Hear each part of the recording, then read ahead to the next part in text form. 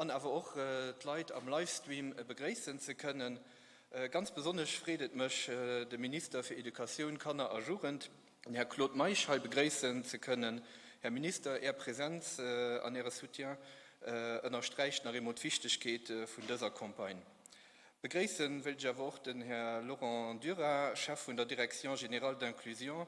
Merci für die Unterstützung. Wenn wir schon bei den Blumen sind, will ich auch den Mitarbeiter vom SCAP und vom CDA große Merci so für das Kampagne konnte realisiert gehen. Willkommen auch den Vertreter vom Treffpunkt ADHS an vom Kanner Ajurentelefon.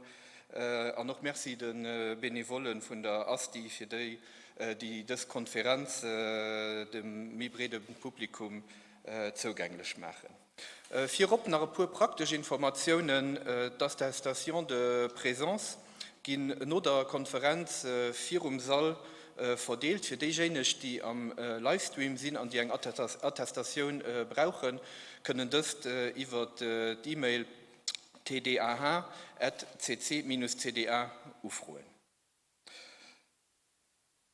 Wie mit der Reform die Einzelcentre de Compétences gegründet wurden, konnten das per Gesetz neben dem Erstellen von Diagnostik spezialisiert an der Prise en Charge eine Reihe von anderen Missionen. Heute zählen unter anderem Mise en Réseau und Kollaboration mit anderen Prestataires aus demselben Domain, sowie aber auch die Aufklärung und Sensibilisierung. Für diesem Hintergrund ist schon 2018 zwischen dem CDA und dem SCAP die Idee entstanden, für eine gemeinsame Kampagne im Bereich TDAH zu lancieren. Das Kampagne, die sich für Oktober 2020 gedauert war, hat dann natürlich aus der sanitären Krise bedingt müssen auf 2021 verreckelt gehen. Was am Anfang als Einzelkonferenz gedacht war, hat sich schnell zu einem ganzen Monat für den TDAH entwickelt. Es war uns wichtig, nicht nur einen One-Shot zu organisieren, vielmehr wollten wir am Sinn von der Nachhaltigkeit gezielt Formate wählen, für das der Kontinu von der Kampagne erhalten bleibt und aber auch kann, wenn nötig, adaptiert gehen. Dass das ein ganz flott Zusammenarbeit gewirkt, die zwei Akteure auch über die Kampagne raus minobrücht hat. So besteht die ganze Kampagne unter anderem aus wertvollen Témoignage-Videoen, einem spezifischen Internetsite, den www.tdah.lu, einem Guide für Enseignants und Älteren. Diese Guide also als Normalversion und aber auch als accessible Version auf dem Site downloadbar. Natürlich aus dieser Konferenz de Lancement sowie auch einer Konferenz de Clôture. Wir haben eine Konferenz-Debat, die als Webinar 100,7 übertragen wird. Es besteht auch aus einer ganzen Reihe von Formationen für Enseignants und Equipe de Soutien, und aber auch ganz wichtig aus einem Workshop für Älteren.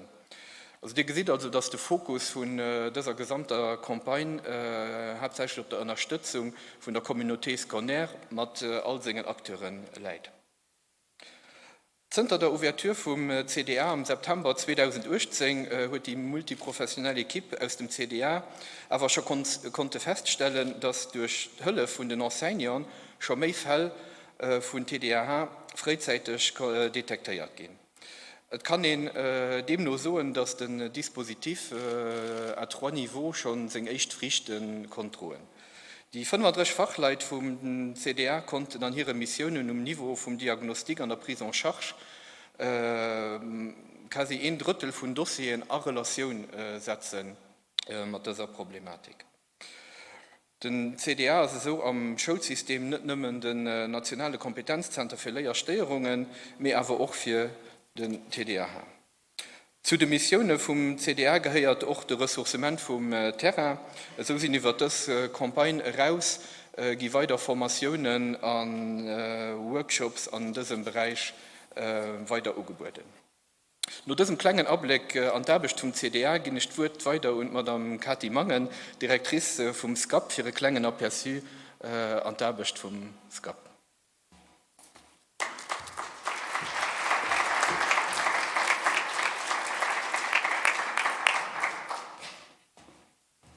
Merci. Guten Abend, alle Guten, liebe Invitien. Wir freuen uns, dass ihr alle hier seid, auch daheim. Mein Name ist Kathi Mangen, ich bin wie gesagt Direktrice vom SCAP. Und ich verliere da just pur wieder, man da können starten zu unserem Service. Wir feiern das Jahr als 30 Jahr. Wir feiern sie nicht wirklich als Corona-Grund, wir dafür feiern wir ja das heute.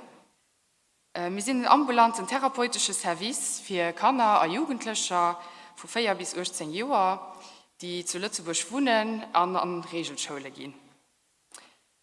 SCAP, das ist eine Aufkürzung für eine ganz lange Nummer.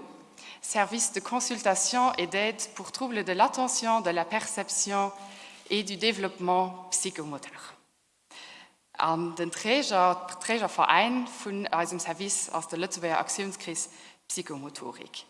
Und den Namen seht ihr, es gibt 3 Schwerpunkte. Den ersten, den Hauptschwerpunkt, ist den ADHS und dann auch die Entwicklung von der Psychomotorik an der Wahrnehmung. Bei uns melden die älteren Kinder oft auf Rekommandation von Doktoren oder anderen Professionellen. Und durch die Konvention, die wir beim Edukationsministerium haben, können wir als Prise en Charge auch unentgeltlich anbieten.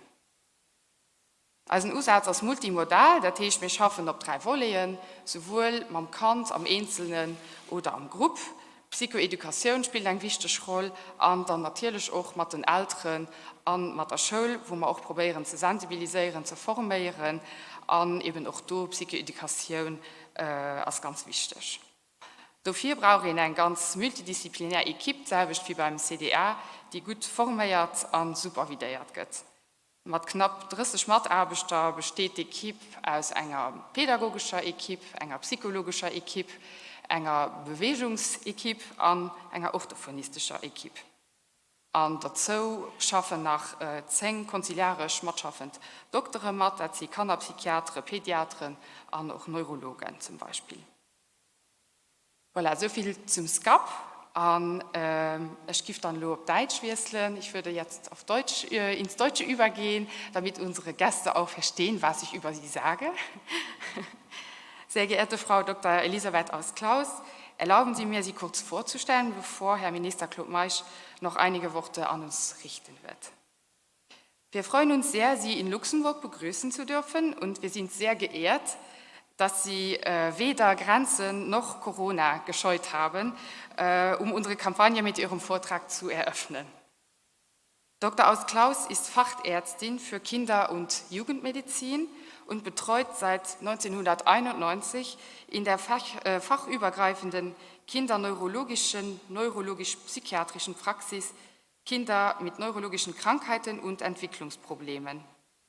Ihre Schwerpunkte sind Kinder mit Wahrnehmungsstörungen, Koordinationsstörungen, Kopfschmerzen, Aufmerksamkeitsstörungen, Teilleistungsstörungen wie Leserechtschreibschwäche oder auch Rechenschwächen und Hochbegabung. Sie ist Autorin von vielen Büchern und audiovisuellen Produktionen zum Thema Lernen und ADS, ADHS. 1998 hat sie das OptiMind-Institut in Wiesbaden gegründet, um neuropsychologisches Wissen über ADS und weitere Lernstörungen transparent zu machen. Dr. Aust-Klaus, Sie wollen uns heute aufzeigen, welche Bedingungen nötig sind, um trotz ADS zufrieden und erfolgreich zu werden. Wir freuen uns auf Ihren Vortrag und die Geschichte von Anna und Kai. Und damit übergebe ich das Wort an Herrn Minister Meisch und wir wünschen Ihnen alle, liebe Zuschauer, einen angenehmen und interessanten Vortrag. Vielen Dank.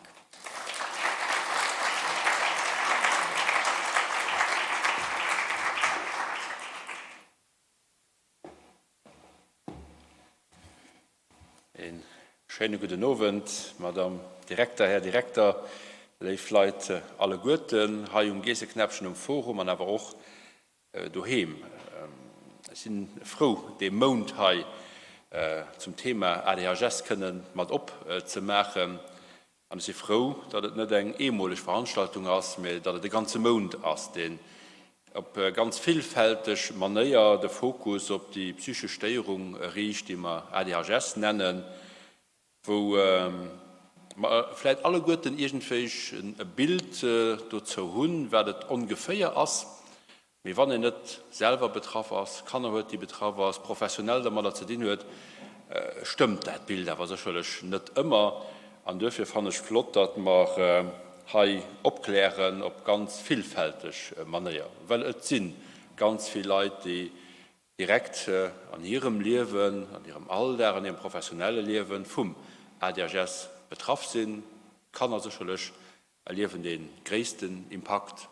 Die Eltern, aber auch Enseignants, Edukateure, nach Schulen, Betreuungsstrukturen, nun, das direkte private und professionelle Umfeld von den Kannern hört sich darauf anzustellen, hört sich, damit auseinanderzusetzen, dann könnt auch ob sie und den Blick zu haben dafür, der Rot zu gehen, richtig zu reagieren, richtig auch zu guidieren, weil was sicherlich wichtig ist, dass die Reaktion darüber muss stimmen, und dass es für alle eine fachmännische Reaktion soll sein und muss sein, von einer fachmännischer Diagnose bis hin zu einer fachmännischer Prise en Charge. Dafür sind wir ja auch gegangen und haben für eine Reihe von Jahren das CDA, den Centre de Développement pour l'Apprentissage, gegründet. Dafür haben wir die Kollaboration, die schon bestanden hat, mit dem SCAP weiter ausgebaut, weiter intensiviert. Und dafür war das eng von den großen Prioritäten bei der Reform vom ganzen Volet von der Education differenciée, für das wir Thematik mehr stark auch auf Probleme wie Lehrschwierigkeiten, Trouble l'Apprentissage, aber auch ADHS können richten, wie das in der Vergangenheit der Fall war. Ich fand wirklich das Programm enorm interessant und vielfältig, den während dem ganzen Monat angeboten wird, von Konferenzen, Webinaren, Formationen, aber auch den Austausch zwischen Professionellen, zwischen Betroffenen, Workshops, das ist quasi von allem dabei. Es gibt ganz viele Frauen, die sich gestalten, wann ein betroffen ist, wann ein Kanner hört, die betroffen sind, wann ein Kanner an der Schule hört oder an der Maison Relais, die betroffen sind. Also sicherlich kriege ich am Laufe von den Monaten eine Reihe von denen Frauen auch fachmännisch beantwortet. Und dafür würde ich eine ganz große Merci aufschließen zu und den CDA, warum denn das GAP für die Initiative geholt zu haben, den Monat zu organisieren, wirklich den Fokus auf den ADHS während einem ganzen Monat zu richten, das sicherlich Benefis von den betroffenen Familien, den Professionellen, und vor allem auch der Kanner. Vielen Merci.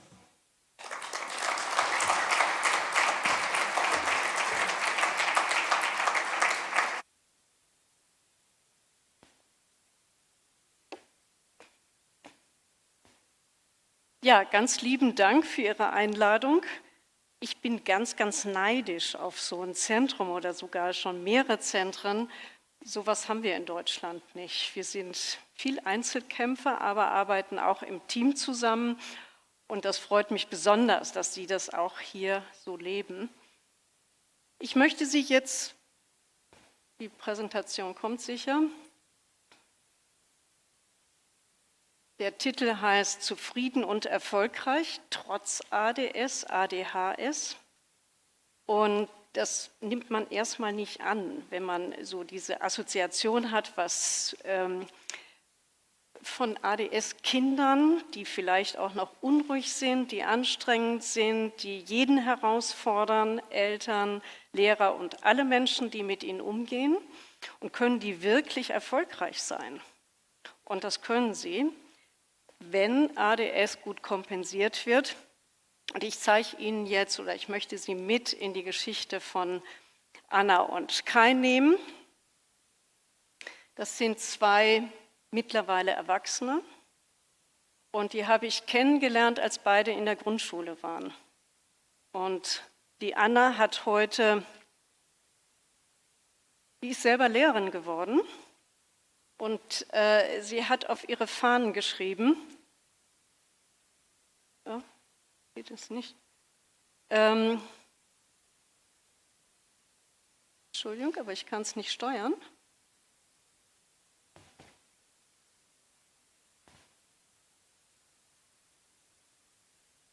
Ist jetzt an?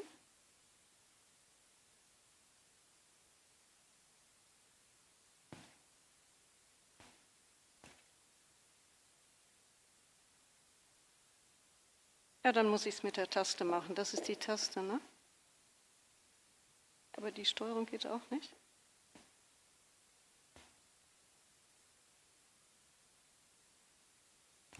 Welche Taste muss ich drücken?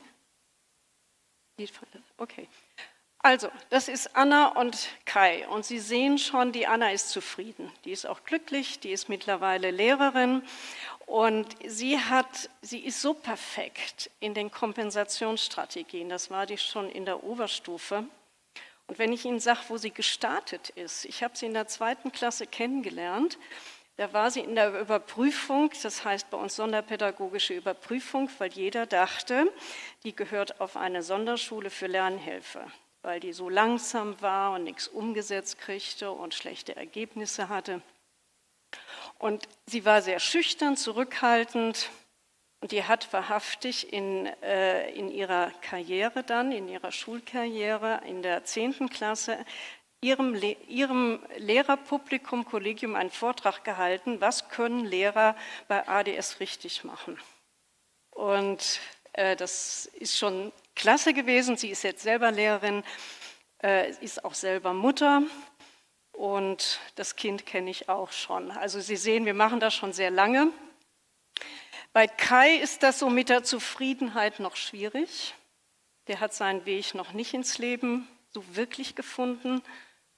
Der ist gerade aus der Klinik gekommen und wurde da wegen einer Depression behandelt und einem Drogenabusus. Und das ist leider dann auch manchmal das Outcome, wenn man ADS nicht frühzeitig ernst nimmt und auch nicht frühzeitig Kompensationsstrategien lernt. Er muss noch ein bisschen kämpfen. Und da war es leider so, dass wir haben auch sehr früh die Diagnose gestellt, auch in der Grundschule. Nur leider konnten die Eltern sich nicht zur multimodalen Therapie entscheiden. Sie hatten sehr viele Ratgeber und haben dann eher auf Nahrungsergänzungsmittel und alle möglichen Dinge gesetzt. Und das ist bei Kai nicht so besonders gut gelaufen.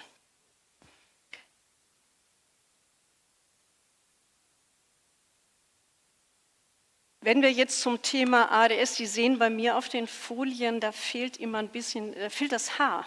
Wir reden immer von ADS und meinen alle Formen von ADS. Und ich gehe jetzt mit Ihnen in die Geschichte der Begriffsbildung, dann werden Sie auch verstehen, warum für uns eigentlich dieses Wort ADS meinen wir alle Facetten von ADS. Und Sie sehen auch, wenn Sie die Kinder, also wenn Sie den Lifespan mitverfolgen, also wir haben Kinder, die im Grundschulalter hyperaktiv sind und die sind als Jugendliche Träumer oder Couch Potato. Das kann wechseln, ohne dass die Problematik sich wirklich verändert hat, die Aufmerksamkeitsstörung. Und deshalb reden wir lieber von ADS mit vielen Facetten.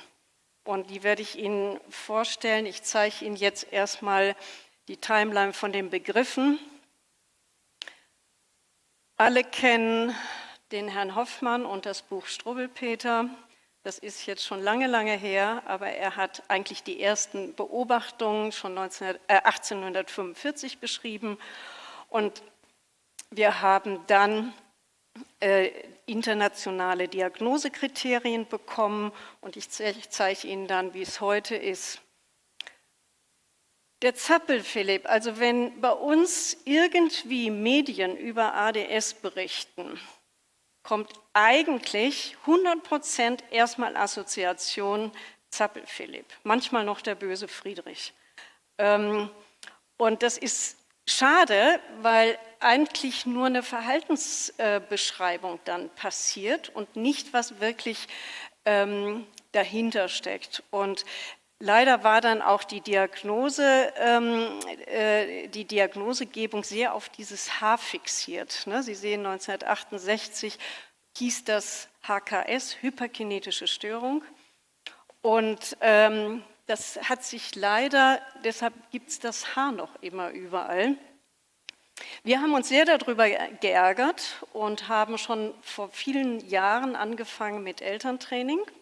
Und da wir Eltern auch von allen ADS-Kindern eben in der Gruppe haben, war immer unglaublich schwierig zu erklären, warum Eltern mit einem Träumer in der gleichen Gruppe sind wie die hyperaktive Kinder haben. Und wir haben uns dann eben mehr an der amerikanischen Nomenklatur orientiert. Die hatten schon die 3 verschiedenen Formen.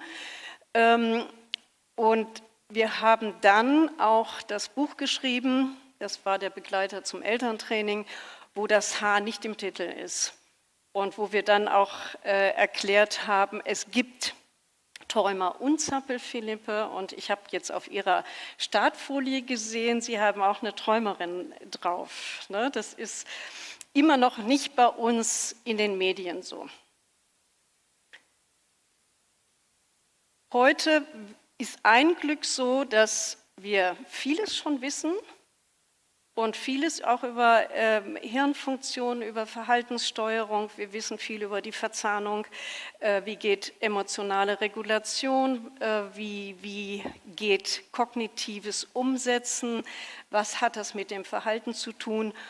Und es ist ja nicht umsonst, dass in der Neuropsychologie oder überhaupt in der Neurologie in den letzten Jahrzehnten eigentlich die Nobelpreise vergeben worden sind über Informationsverarbeitung im Gehirn.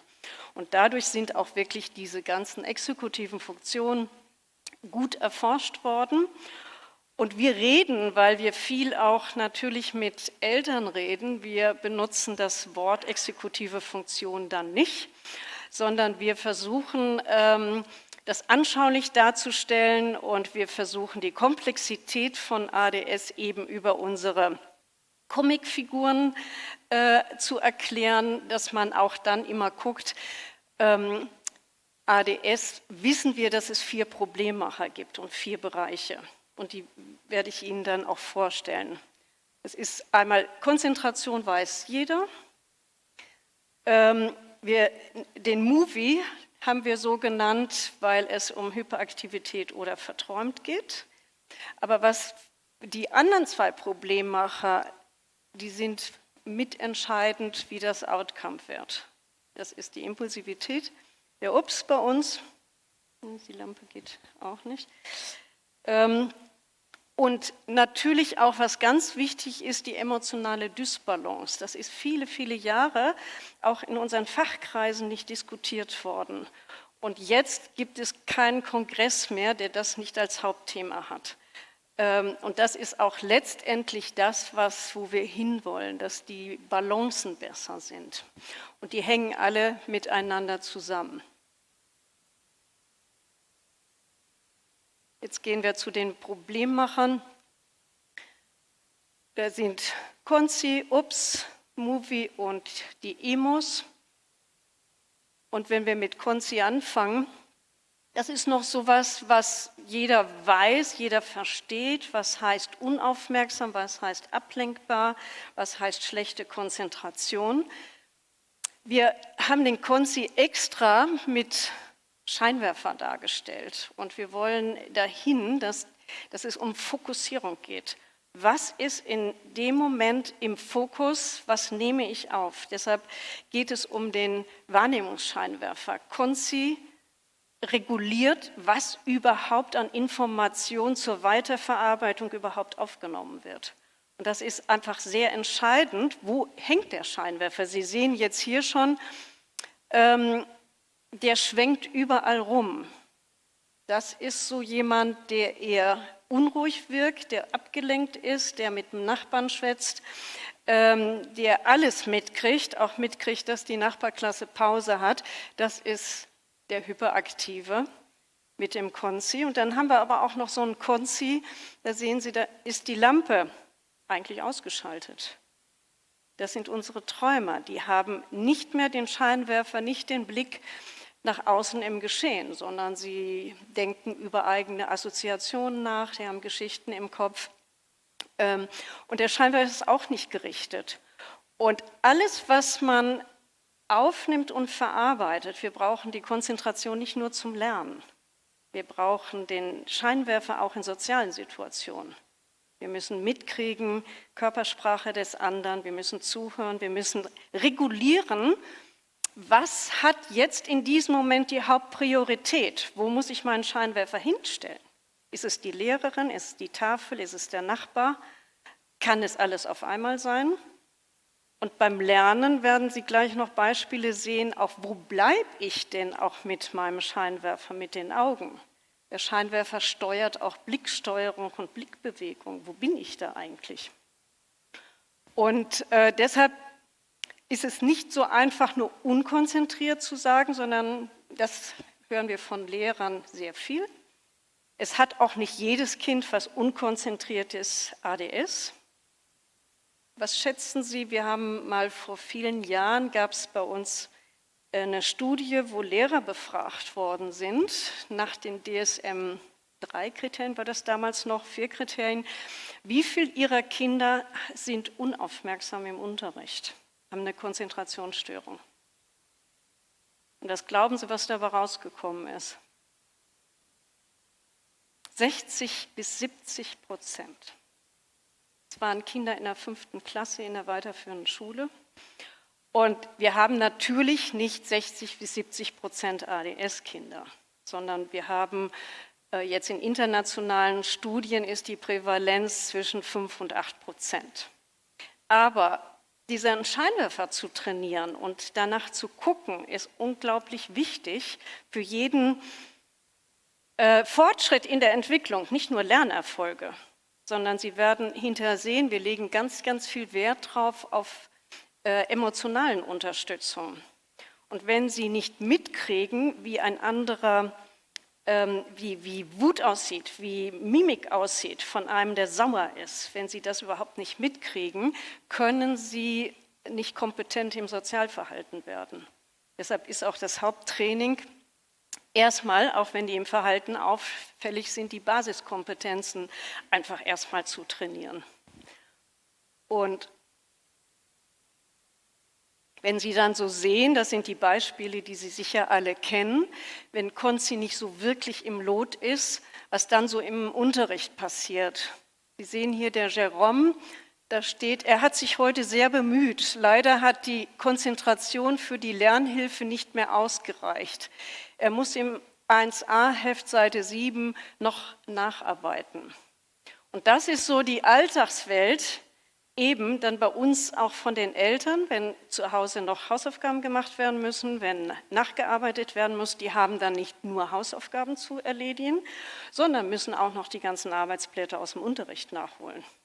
Und wenn Sie so ein ADS-Kind kennen, die extreme Lustmenschen sind, die machen nur das, was Spaß macht, und das macht keinen Spaß, da können Sie sich vorstellen, was da zu Hause dann auch oft los ist oder wie häufig man unter seinen Möglichkeiten bleibt, eben weil man den Scheinwerfer überall im Klassenraum hat, aber nicht auf dem Blatt.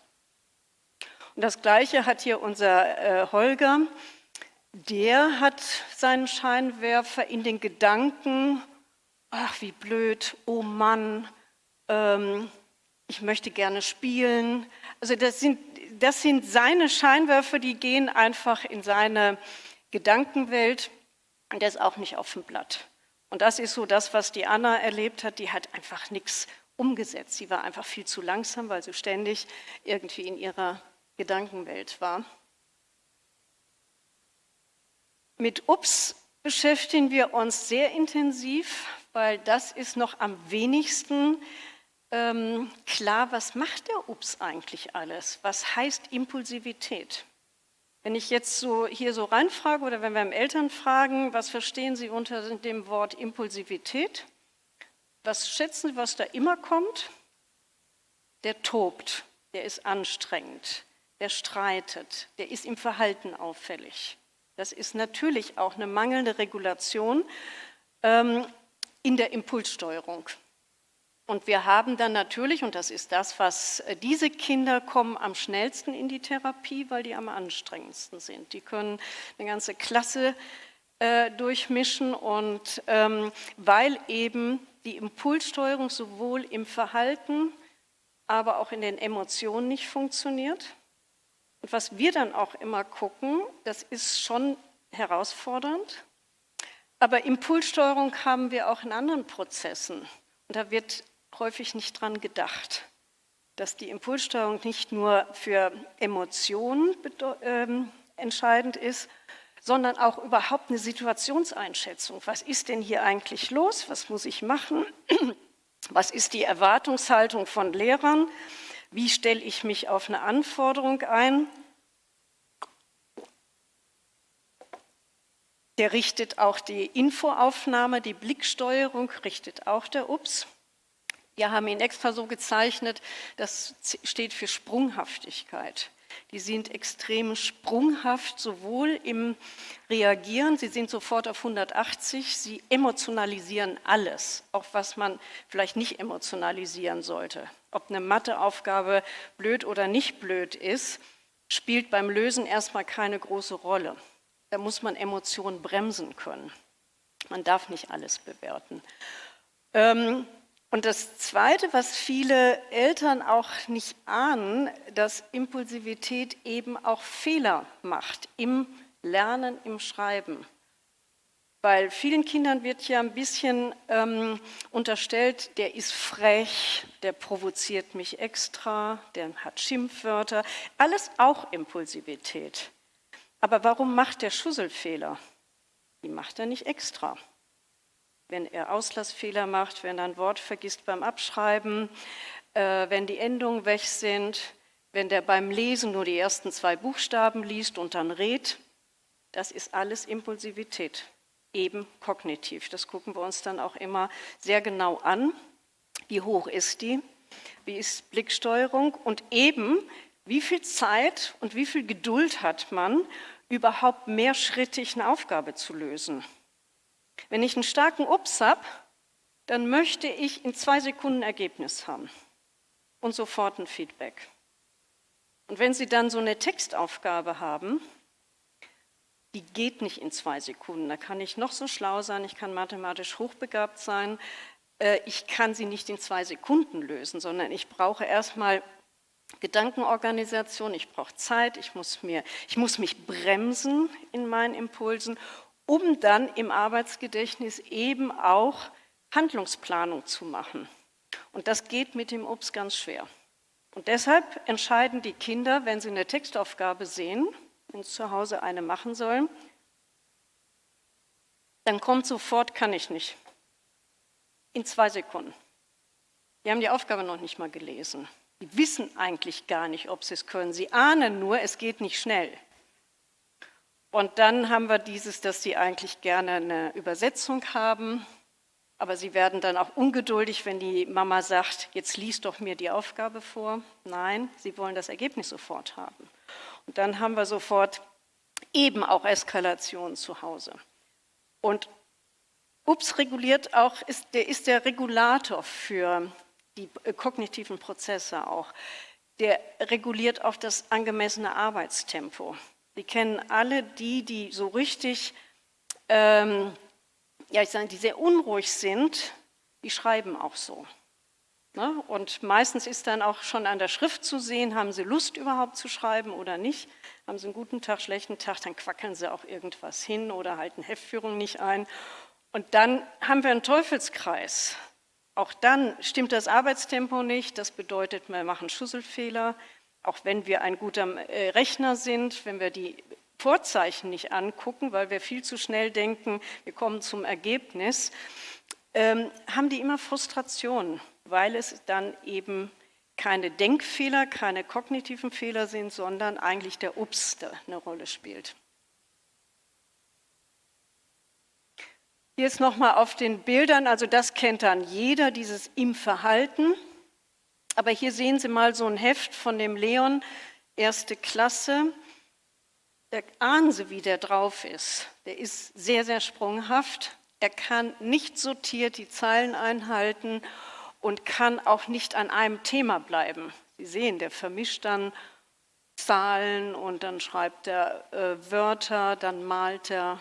Und das sehen Sie bei vielen dieser Kinder eben auch. Da sind die Hefte bemalt, die müssen immer irgendwas tun, die Unruhigen. Und aber nicht unbedingt in dem Programm. Und hier sehen Sie nochmal, leider geht hier mein Licht nicht, was beim Lesen passiert. Wenn Ups eine große Rolle spielt, sehen Sie, dass der soll in der Zeile lesen Und dann sehen Sie die Zeilen verspringen, die Buchstaben verspringen. Das ist jetzt mal einfach simuliert, wie ein Kind mit einem starken Ups überhaupt eine Zeile wahrnimmt.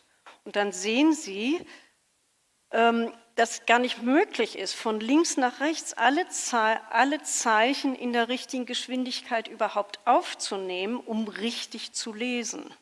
Und deshalb raten die ganz schnell. Und ich habe Kinder, die so lesen, aber die Lehrer haben es nicht gemerkt in der 2. Klasse, weil die unglaublich gut auswendig lernen. Die haben manchmal den Text auswendig oder sie raten auch gut. Ich habe auch ein Kind, der liest ein Buch vor, der liest was da nicht steht. Das hört sich ganz gut an, der erfindet dann schnell eine Geschichte, aber es ist nicht der Text, der da steht.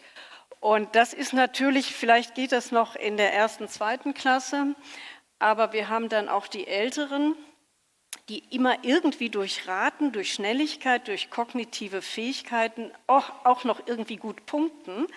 Aber die fallen natürlich dann in der weiterführenden Schule, wenn wir 5., 6. Klasse haben, dann ist ein viel hoher Anspruch an dieses systematische Arbeiten und Innehalten, Tempo anpassen gefragt. Und dann kann Ihnen auch passieren, dass dann auch erst zum Beispiel ein Hochbegabter, der gleichzeitig ein ADS hat, wirklich auffällt, weil das nicht in den 1. Klassen ist. Da habe ich Ihnen nochmal so zusammengefasst, was wir dann auch im Training, wir trainieren auch viel UPS. Das ist ein Haupttraining auch beim Lernen, in der Lerntherapie, nicht nur im Verhalten. Und da geht es schon darum, welche Informationen erfasse ich denn eigentlich wie? Habe ich alle Informationen? Wie steuere ich den Konzi? Was ist in diesem Moment, wenn ich hier sitze und eine Aufgabe machen soll, eigentlich wichtig? Und was muss ich erfassen und was muss ich auch ausblenden? Und der zweite Schritt, Gedanken sortieren, sich einen Plan machen, Schritt für Schritt vorgehen. Man kann nicht immer hüpfen und immer wie ein Flummi arbeiten. Also die Kinder verstehen immer, wenn ich sage, du arbeitest wie ein Flummi.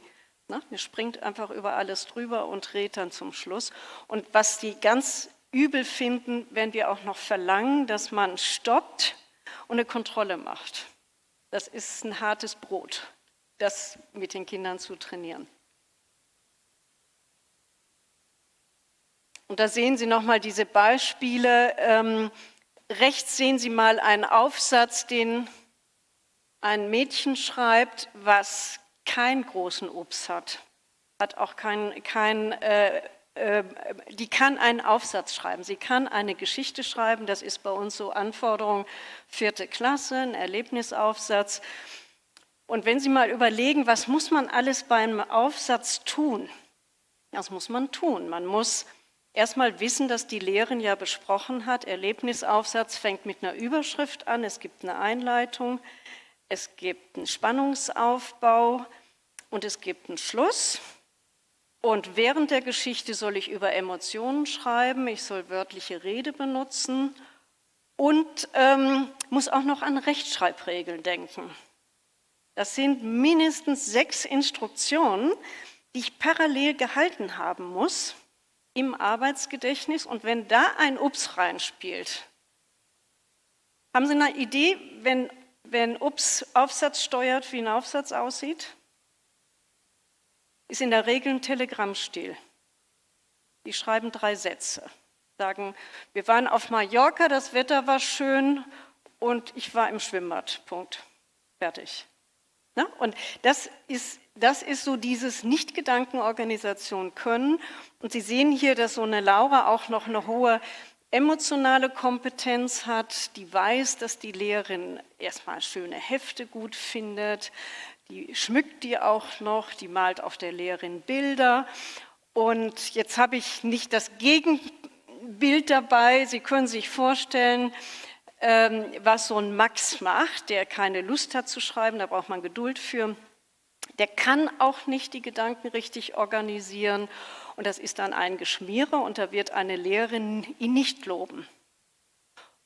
Und hier im Bild sehen Sie nochmal, dass dieses schrittweise Üben, wie lese ich einfach einen Satz, welche Abschnitte mache ich, wie merke ich mir, was ich gelesen habe. Das ist Training von OBS, wenn Sie das in der Lerntherapie oder auch im Unterricht machen.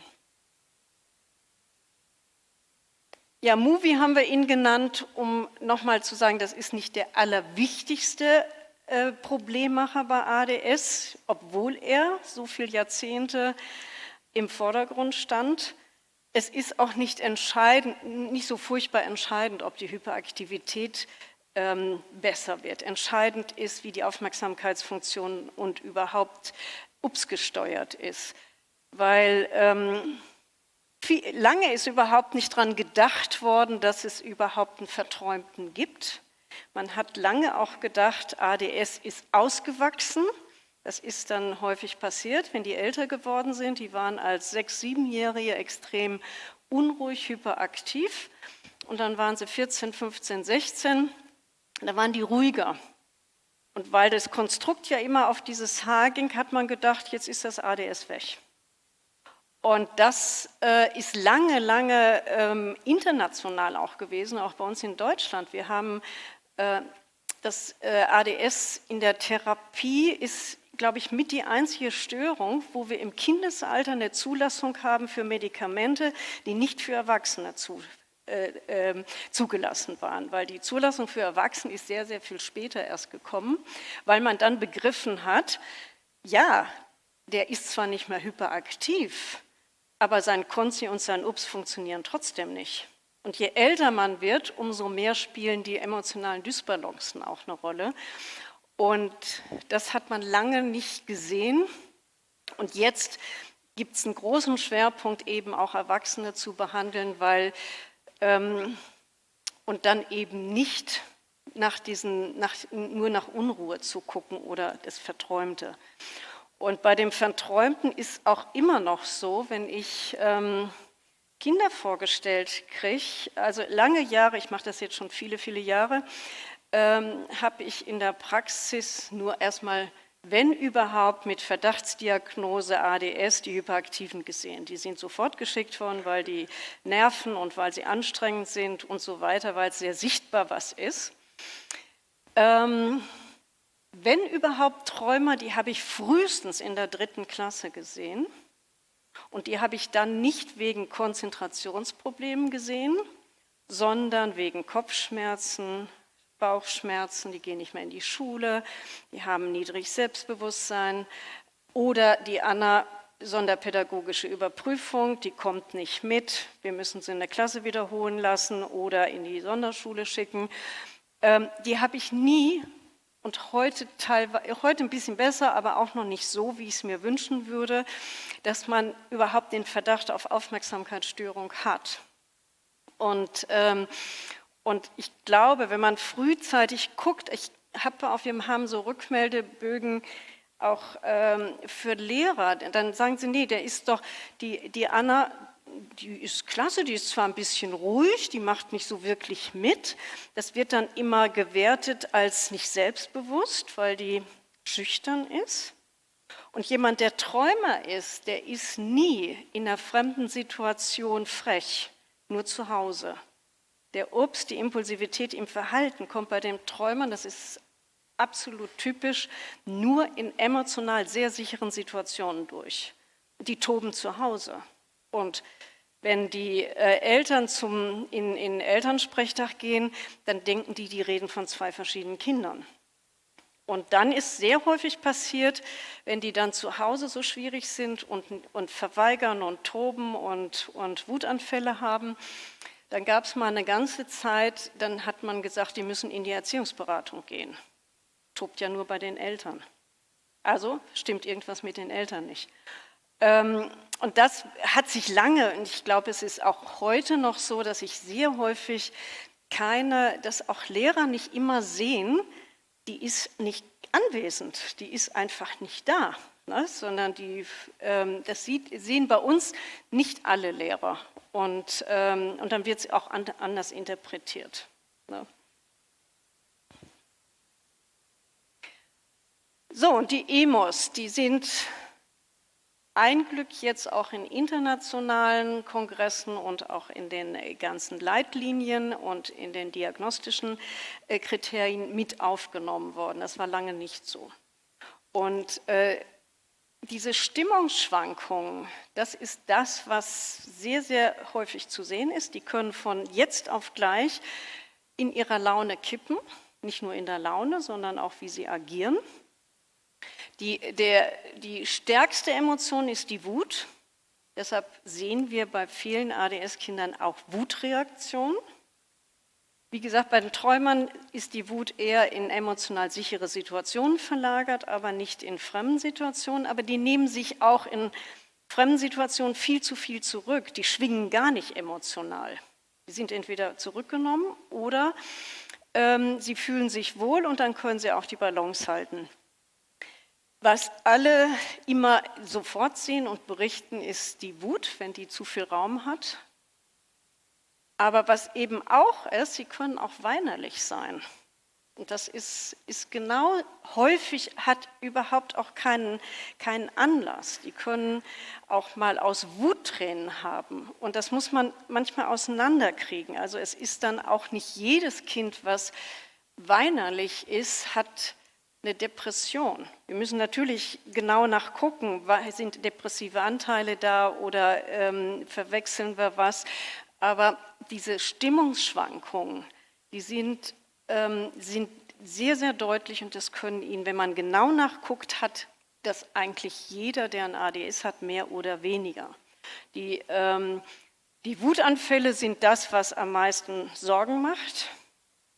Und wir kommen nachher nochmal in den Strategien drauf, dass man unbedingt, wenn man mit den Kindern umgehen muss, das wissen muss, dass diese Emotionen auch in der Dysbalance sind und das nicht gewollt und nicht gemacht ist. Und das ist gerade, wenn diese Kinder die übelsten Schimpfwörter benutzen, um Wut auszuleben, denken viele, das ist extra. Der will provozieren, der macht das jetzt extra. Und man muss dann wirklich wissen, das ist ausgelebte Wut, die haben leider diese Kinder auch nicht selber in der Kontrolle. Da habe ich Ihnen mal Bilder mitgebracht, wie Kinder selber Wut empfinden. Das ist nicht so, dass sie Chef sind über die Wut. Sie können nicht bestimmen, ob sie jetzt, es ist ein schwieriges Lernen, zu stoppen, Schimpfwörter zu sagen. Das ist ein harter Weg dahin. Aber wenn Sie hier so sehen, wie die das malen, hier steigt die Wut einfach hoch. Die ist einfach da, die steigt einfach hoch. Oder die Wut ist wie ein Hurrikan, der bricht einfach aus. Ich kann das auch nicht ändern. Oder die Elena, die sagt, ja, die Schimpfwörter, die fliegen mir einfach aus dem Mund. Ich bin so sauer und dann passiert sowas, dass ich sowas mache und sowas sage. Und das ist ganz entscheidend, das ist bei uns eigentlich ein zentraler Punkt im Elterntraining. Eltern zu spiegeln, wie Kinder selber ihre Problematik auch erleben. Die erleben sich überhaupt nicht als Chef. Die erleben sich überhaupt nicht, auch wenn sie sehr frech sind und von außen selbstbewusst wirken. Die sind nicht selbstbewusst, sondern häufig sind die Reaktionen einfach getriggert über die zu starken Emotionen, die nicht gebremst sind und nicht reguliert sind. Und dann geht man mit dem Kind auch anders um, wenn man weiß, wir reden viel, also mit den Kindern in der Sprechstunde arbeiten wir sehr viel, personalisieren die Wut. Ich frage dann immer, was ist es bei dir? Ist es der Wutteufel, ist es Wutmännchen, ist es Rumpelstilzchen? Wie nennst du es? Und dann kann man auch viel besser damit arbeiten und auch gucken, wie kriegen wir den denn eigentlich in eine Kiste und einen Deckel drauf. Muss der dann immer raus? So wie kennen Sie diese Teufel, die da so an der Feder immer rausspringen? Wie kriegen wir die eigentlich wieder einen Deckel drauf? Was machen wir denn da? Und das sind eben auch, wenn man mit den Kindern arbeitet, wirklich erstmal verstehen, die haben das nicht in der Regie. Die Emotionen haben bei ADS zu viel Raum.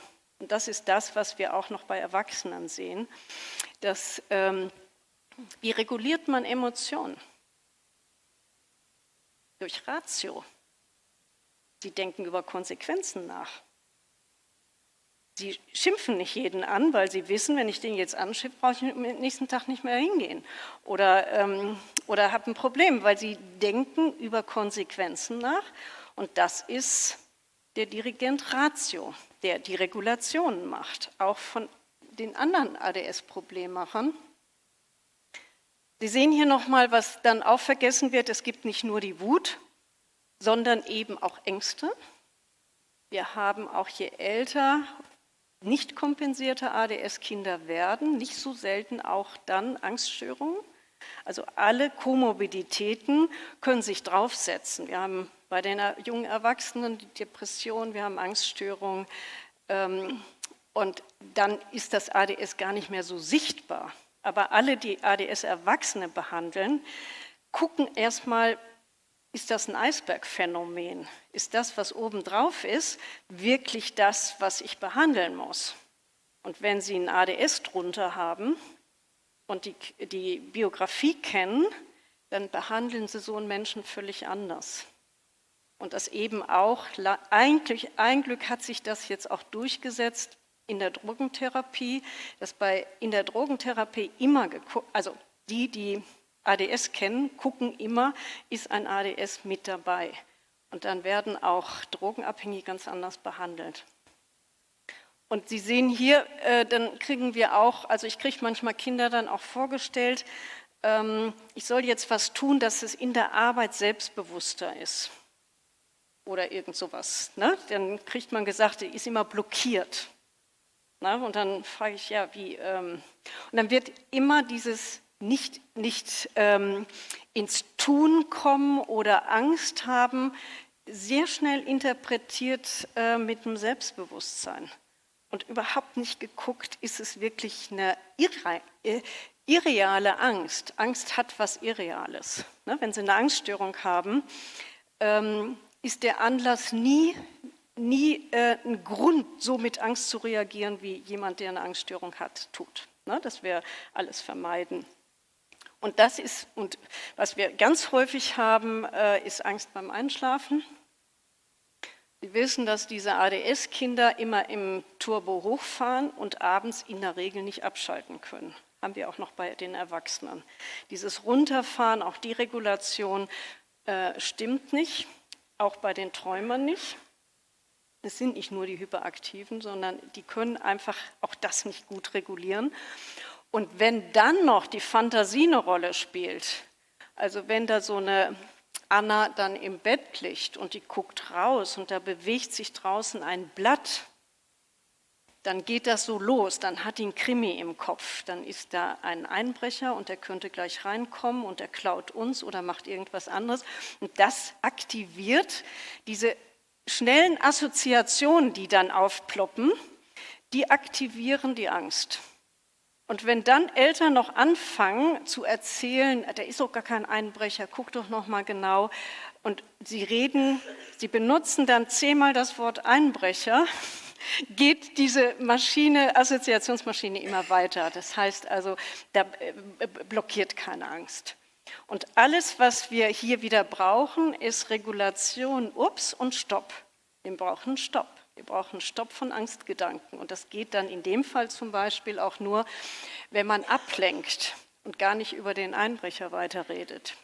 Und wenn man Angst in Arbeiten hat, hat das meistens nichts damit zu tun, dass man darüber nachdenkt, ob ich erfolgreich das kann oder nicht, sondern ich habe einfach entweder mich nicht gescheit vorbereitet und kann auch gar nicht sicher sein, weil ich keine Strategie habe, mehrschrittige Aufgaben zu lösen, weil ich, wenn ich motivationsgesteuert bin, sowieso nicht lerne, weil ich ja das schiebe und vielleicht einen Tag vor der Arbeit das mache. Dann kann ich auch eine Blockade kriegen, weil dann einfach nichts automatisiert ist, weil ich dann Datensalat habe. Also das muss man dann sich genau angucken. Und das ist das, was wir immer uns angewöhnt haben, immer auch die Grundfunktionen uns anzugucken, die neuropsychologischen Grundfunktionen, auch wenn es um Ängste geht und so weiter. So, und der die Regulation macht von den ganzen ADS-Problemmachern, das ist wir nennen den Dirigent Ratio. Weil dieses exekutive Funktion, das steckt dahinter im neuropsychologischen, eigentlich ein extrem kompliziert, komplexes Begriffe sind. Und da wir viel auch mit Eltern arbeiten, haben wir ihn einfach Dirigent genannt. Und wenn man ADS hat, was hat man dann? Man hat einen schwachen Dirigenten, weil der hat die Problemmacher nicht in der Regulation und nicht im Griff. Und was machen wir?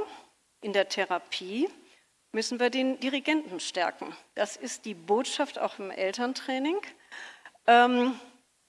Sie wissen, dass exekutiven Funktionen mit diesen kognitiven Funktionen zu tun haben, also Regulation von den Aufmerksamkeitsfunktionen, aber auch Perspektivwechsel, was könnte ein anderer im Kopf haben, was soll ich machen, was ist eine Erwartungshaltung, was macht eine Lehrerin eigentlich für ein Bewertungssystem und so weiter. Arbeitsgedächtnis gehört dazu, das ist das Management von den Informationen und dann eben auch die Bremse, die Inhibition, das ist das, was alles dieser Dirigent machen soll. Und wenn die 4 ADS-Problemmacher rumturnen, macht das eben zu schlecht. Und das ist dann in der Diagnose, in der diagnostischen Phase, gucken wir uns die Problemmacher an und danach entscheidet sich dann auch, wie wir das nennen und welche Facetten von ADS eben eine Rolle spielen und wie wir Therapieplanung machen. Und wichtig ist nur zu wissen, und das für alle Eltern, das kommt nicht von alleine. Der Dirigent, deshalb habe ich ein ADS, weil der Dirigent nicht richtig funktioniert. ADS ist keine Charakterschwäche, was viele Eltern denken, sondern es ist wirklich ein Handicap in Dirigentenfunktion. Und wenn man keine guten Dirigenten hat, braucht man erstmal Orientierung von außen. Das heißt, die Eltern sind aufgerufen und alle, die mit den Kindern arbeiten, viel Orientierung zu geben. Und es kommt nicht von alleine und wenn man die alleine lässt, dann passiert sowas wie mit Kai. Und das wird häufig dann auch bei uns, ich denke, bei Ihnen ist schon vieles besser auf dem Weg, aber bei uns gibt es dann in den Schulen häufig so diese Empfehlung, das Kind soll die Hausaufgaben alleine machen. Wie macht dann so einer die Hausaufgaben? Die ratscht dahin oder macht sie gar nicht oder macht sie nicht schrittweise und dann müssen andere Menschen, das heißt Eltern, Therapeuten, Lehrer, Hausaufgabenbetreuer, die müssen überhaupt erstmal üben, wie man das überhaupt macht. Und das muss eintrainiert werden. Und wir haben im Elterntraining ja nicht nur Lernprobleme, sondern der ganze Alltag ist ja, diese Problemmacher sind ja nicht nur in der Schule da. Die tauchen auch nicht nur beim Lesen auf, sondern die sind eigentlich in jeder Lebenssituation da.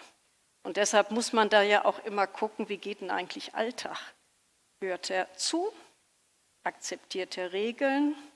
Regeln heißt auch, Stopp, Dirigenten einschalten. Was hat es für Konsequenzen, wenn ich die Regeln nicht einhalte? Muss ich nachdenken.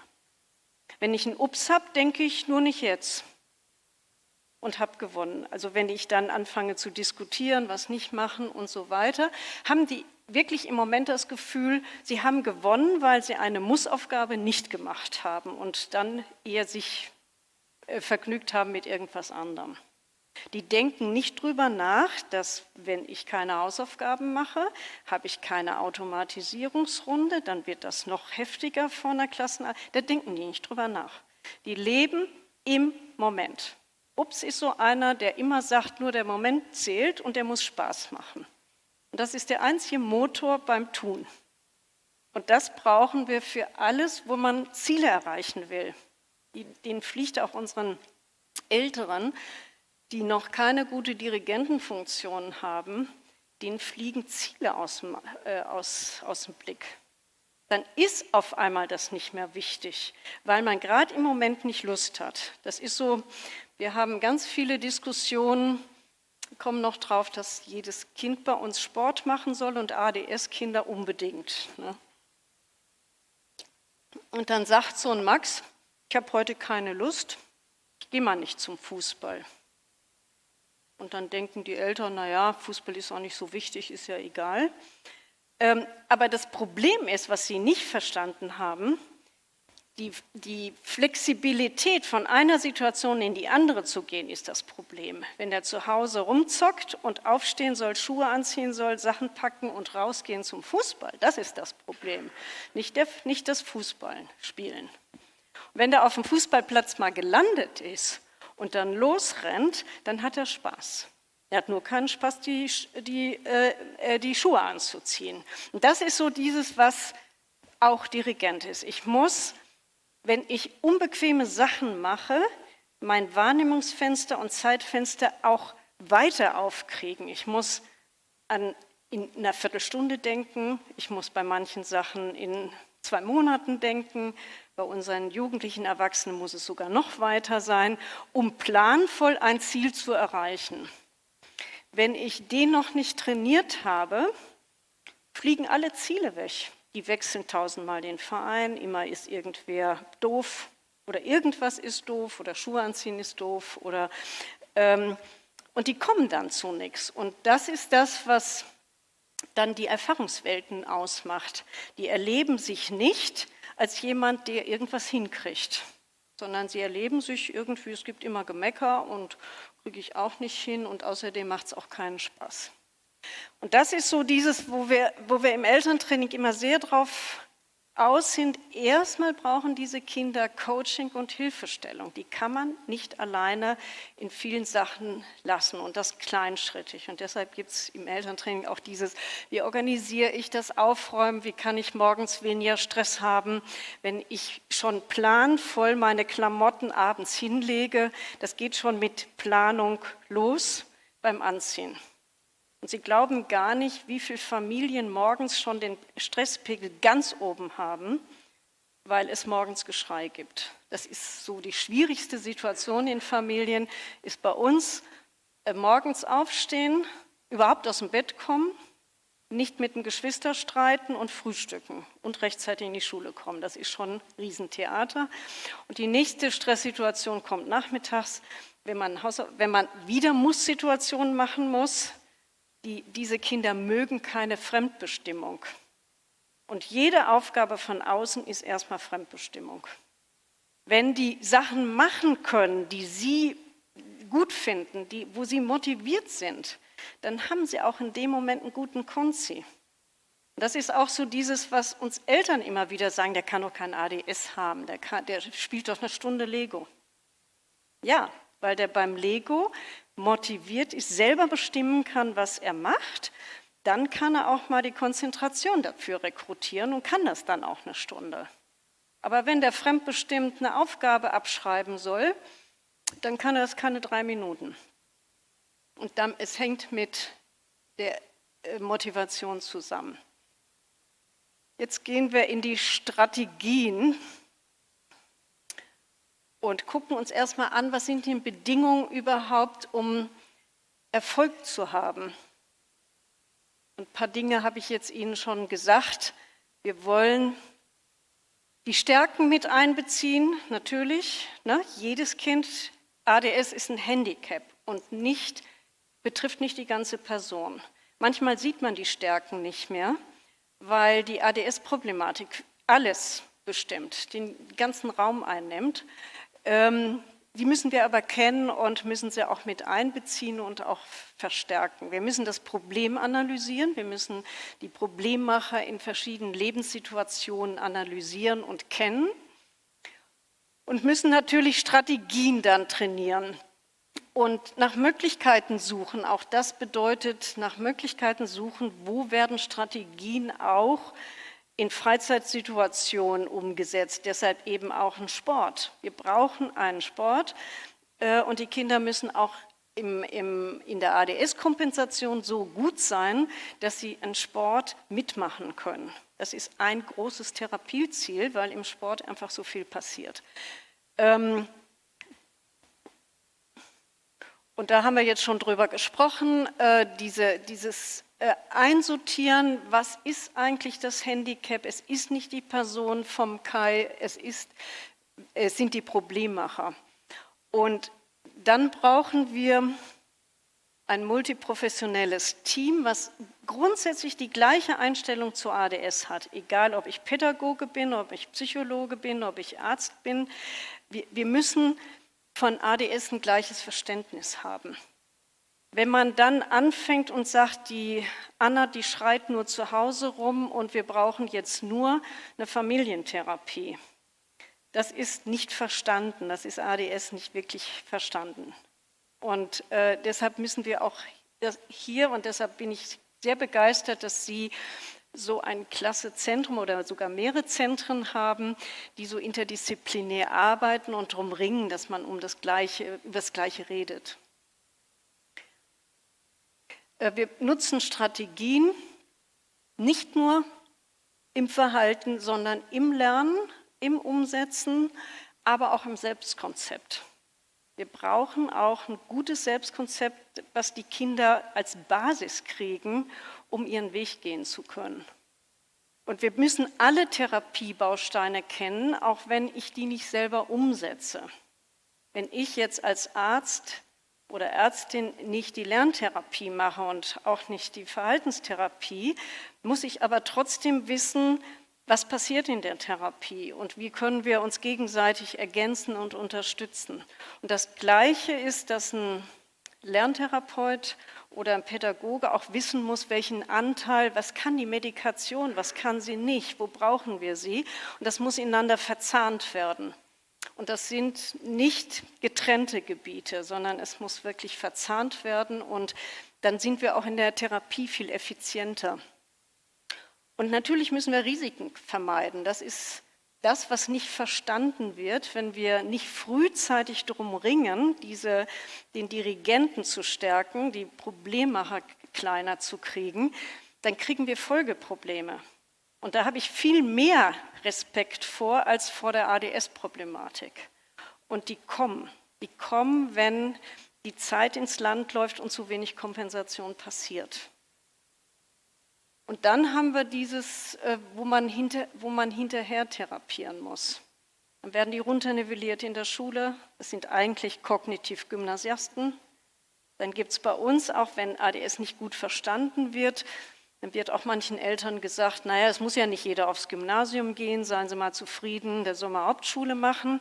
Wenn Sie einen gut begabten Max haben, der wirklich auch vielleicht mathematisch sogar besonders gut ist, wenn Sie den auf die Hauptschule schicken, was passiert dann?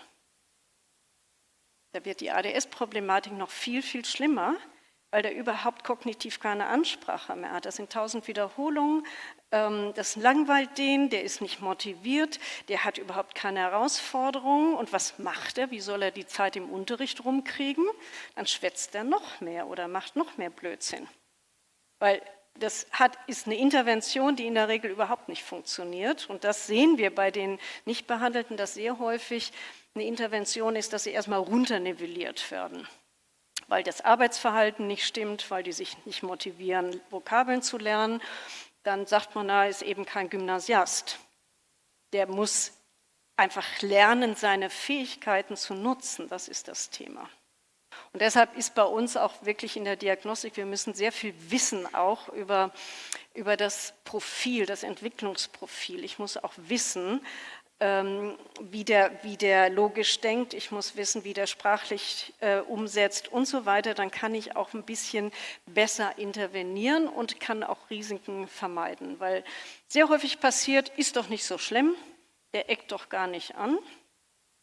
Ist bei den Träumern sehr häufig. Die werden dann nicht therapiert, weil sie ja lieb und nett sind. Und gerade wenn wir über Therapiebausteine reden, bei den Träumern brauchen wir sehr viel schneller auch den Baustein der Medikation, weil die Regulation bei den Träumern viel, viel schwerer ist von außen als bei den Hyperaktiven. Und das wird auch nicht so sehr verstanden, wenn man die Problemmacher nicht kennt. Klar, da kommen wir noch drauf, dass das Selbstkonzept ist unglaublich wichtig, weil das ist wirklich das Hemmnis, letztendlich im Erwachsenenleben gut zurechtzukommen. Sie kennen, also wir haben im Elterntraining machen wir sehr viel plakativ und arbeiten sehr viel mit Comics, weil das einfach so sofort zu erkennen ist. Also wir analysieren auch Situationen, Hausaufgabensituationen, Anziehsituationen, alle über Comics. Und so erklären wir auch die Therapiebausteine. Und was sicher der allerwichtigste ist, die Eltern mit im Boot zu haben. Wir brauchen wirklich die Eltern mit im Boot, damit auch die Prinzipien, die wir sonst in Therapien trainieren, wirklich gelebt werden und umgesetzt werden. Es nützt überhaupt nichts, wenn ein Kind einmal die Woche ins Verhaltenstraining geht und einen ganzen Tag nichts passiert. Kein Prinzip aus dem Verhaltenstraining umgesetzt wird oder wenn in der Lerntherapie was trainiert wird, wenn diese Prinzipien nicht angewandt werden in anderen Umsetzungsprozessen beim Lernen, können sie nicht wirklich effizient sein. Deshalb brauchen wir auch Elterntraining. Sie müssen mit verstehen und die Prinzipien auch in den Alltag einsetzen. Und wir haben in den Elterntrainings, das Hauptthema ist, dass die schon wirklich begeistert sind, wenn sie ADS-Problemmacher kennen und nicht die Schuld kriegen. Weil bei einem Max, der im Verhalten anstrengend ist, kriegen die Eltern sehr häufig die Schuld zugewiesen, weil der sich nicht benehmen kann, weil der irgendwie nicht erzogen ist und so weiter. Und wenn dann Eltern schon mal wissen, okay, wir müssen zwar viel trainieren, aber das ist nicht nur unsere Beziehung, weil wir haben gerade in diesen Familien die höchsten Trennungsraten, weil diese Kinder Herausforderungen sind. Und dann gibt es natürlich auch extrem viel Erziehungsdiskussion. Wir haben dann so einen Vater, der will seine Ruhe haben und will nichts trainieren mit abends anziehen und Klamotten richtig hinlegen oder so. Dem müssen wir erklären, warum das ein Brain Gym ist, ein Training ist, warum wir auch trainieren, ein Zimmer aufzuräumen. Das ist Gedankenorganisation, auch mit Prinzip. Und deshalb brauchen wir alle mit im Boot. Eben auch im Alltag trainieren wir ähnliche Prinzipien. Dann gibt es das Training mit den Kindern, das kann Entwicklungsförderung sein, das kann Verhaltenstraining sein, das kann Lerntherapie sein, es kann Ergotherapie sein, es kann Psychomotorik sein, je nach Kind, nach Alter und nach der Konstellation der Problemmacher und was zur Verfügung steht. Jetzt höre ich bei Ihnen so raus, Sie haben viel, viel mehr Valenzen als wir in Deutschland, glaube ich. Also bei uns haben Kinder lange, lange Wartezeiten, um in ein Training zu kommen und in eine Therapie zu kommen. Und dann aber auch häufig noch nicht so, wie wir es uns wünschen. Ich höre so raus, das ist hier, glaube ich, schon alles ein bisschen besser. Ne? Ja, und dann, was auch mit ins Elterntraining gehört, überhaupt in das Denken von Therapie, wir können die medikamentöse Therapie nicht ausklammern. Ob man sie dann durchführt oder nicht durchführt, man muss zumindest wissen, wann man über Medikation nachdenkt, welche Medikamente gibt es, warum, was machen die, was können die auch nicht. Weil wir haben alle Sorten. Wir haben in der medikamentösen Therapie Eltern, die sagen, jetzt machen Sie das doch mal endlich, dass ich Ruhe habe. Wird nicht funktionieren. Wir haben aber auch Menschen, auch Therapeuten, die sagen, Medikament ist dann überhaupt der letzte Notnagel. Und so verstehen wir den Therapiebaustein auch nicht. Wir warten nicht, bis alles im Keller ist und keine Regulation mehr geht, sondern wir wollen auch in den Therapien, in den Übungsrunden, in den Erfahrungswelten der Kinder schon sehr, sehr schnell nicht deregulierte Problemmacher sehen. Und dafür brauchen wir manchmal auch die Medikation. Ja, im Elterntraining der allerwichtigste Baustein, wirklich auch dieses nochmal genau wissen, ich muss Dirigentenfunktionen übernehmen. Und ich kann keine Moralpredigten halten, das denken auch viele Eltern. Die erzählen jetzt, warum man in die Schule geht und warum man pünktlich ist und dann hoffen sie, dass der das macht. Wenn man Ups hat, lebt man im Moment und da ist immer alles, immer neues Spiel. Ist immer abgehakt. Die erinnern sich nicht an die Moralpredigten. Die wissen, ja, wir haben mal im Elterntraining aufgenommen, mal mit einer Kassette, welche Sprüche Eltern morgens ihren Kindern auf den Weg geben in die Schule. Und dann können Sie sich vorstellen, was da passiert. Du passt jetzt aber auf, du schreibst morgen eine Mathearbeit und denk dran, deine Sportsachen nimmst du mit und außerdem schwätzt du nicht mit deinem Nachbarn und. Und dann mussten die Eltern selber lachen. Teilweise haben die 5 bis 6 Instruktionen gegeben auf dem Weg aus der Tür.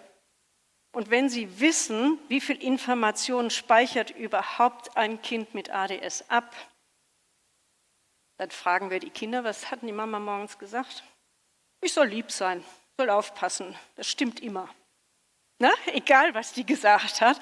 Und das ist so dieses, wenn Sie das so Eltern mal spiegeln, ne, was machen Sie, wenn Sie viel reden, was kommt davon an, wenn ich eine Aufmerksamkeitsstörung habe? Wenn ich rufe, was viele Eltern dann, die rufen dann immer, die sind unten in der Küche und dann kommt der nicht, der Max, und dann schreien die oder dann rufen die. So, und dann ist das über ein Stockwerk, der ist gerade beschäftigt mit der Schwester auszuprobieren, was man alles mit der Zahnpasta anstellen kann. Und da ist der Scheinwerfer überhaupt nicht auf das, was irgendwie von Mutter, Papa vom Stockwerk tiefer kommt. Also lernen die Eltern, ich muss erstmal den Scheinwerfer haben, das heißt, ich muss Blickkontakt haben, ich muss das klar sagen und ich muss es mit wenig Worten sagen. Und ich kann nicht Predigten halten, weil da hören die sowieso nicht zu.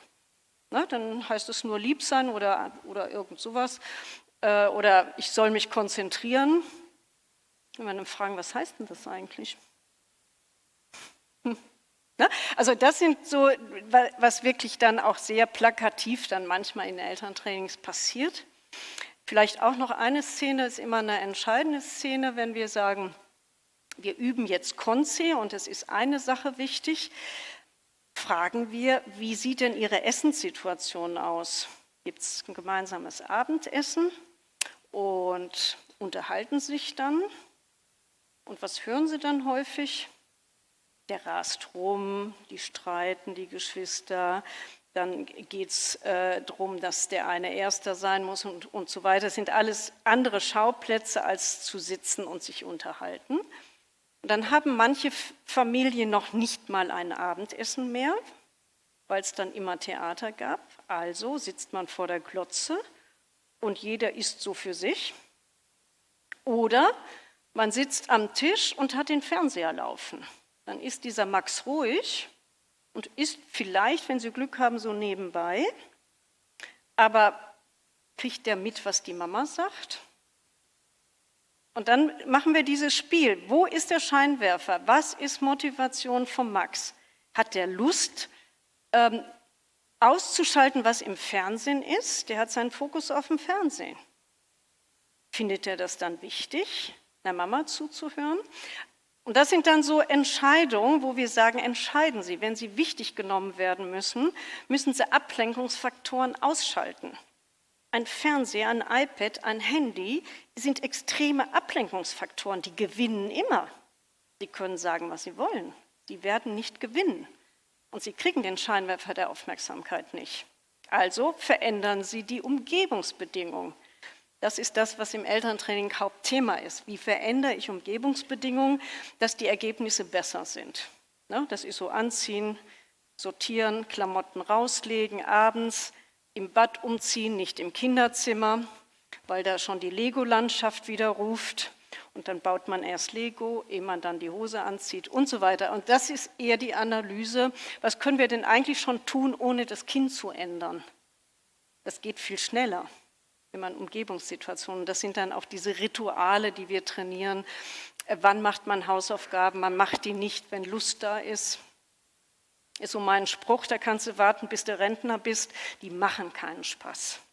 Das macht keinen Spaß. Ich muss lernen, eine Muss-Situation ökonomisch zu bewältigen, dann habe ich Freizeit. Ich habe keine gescheite Freizeit, wenn ich immer schiebe.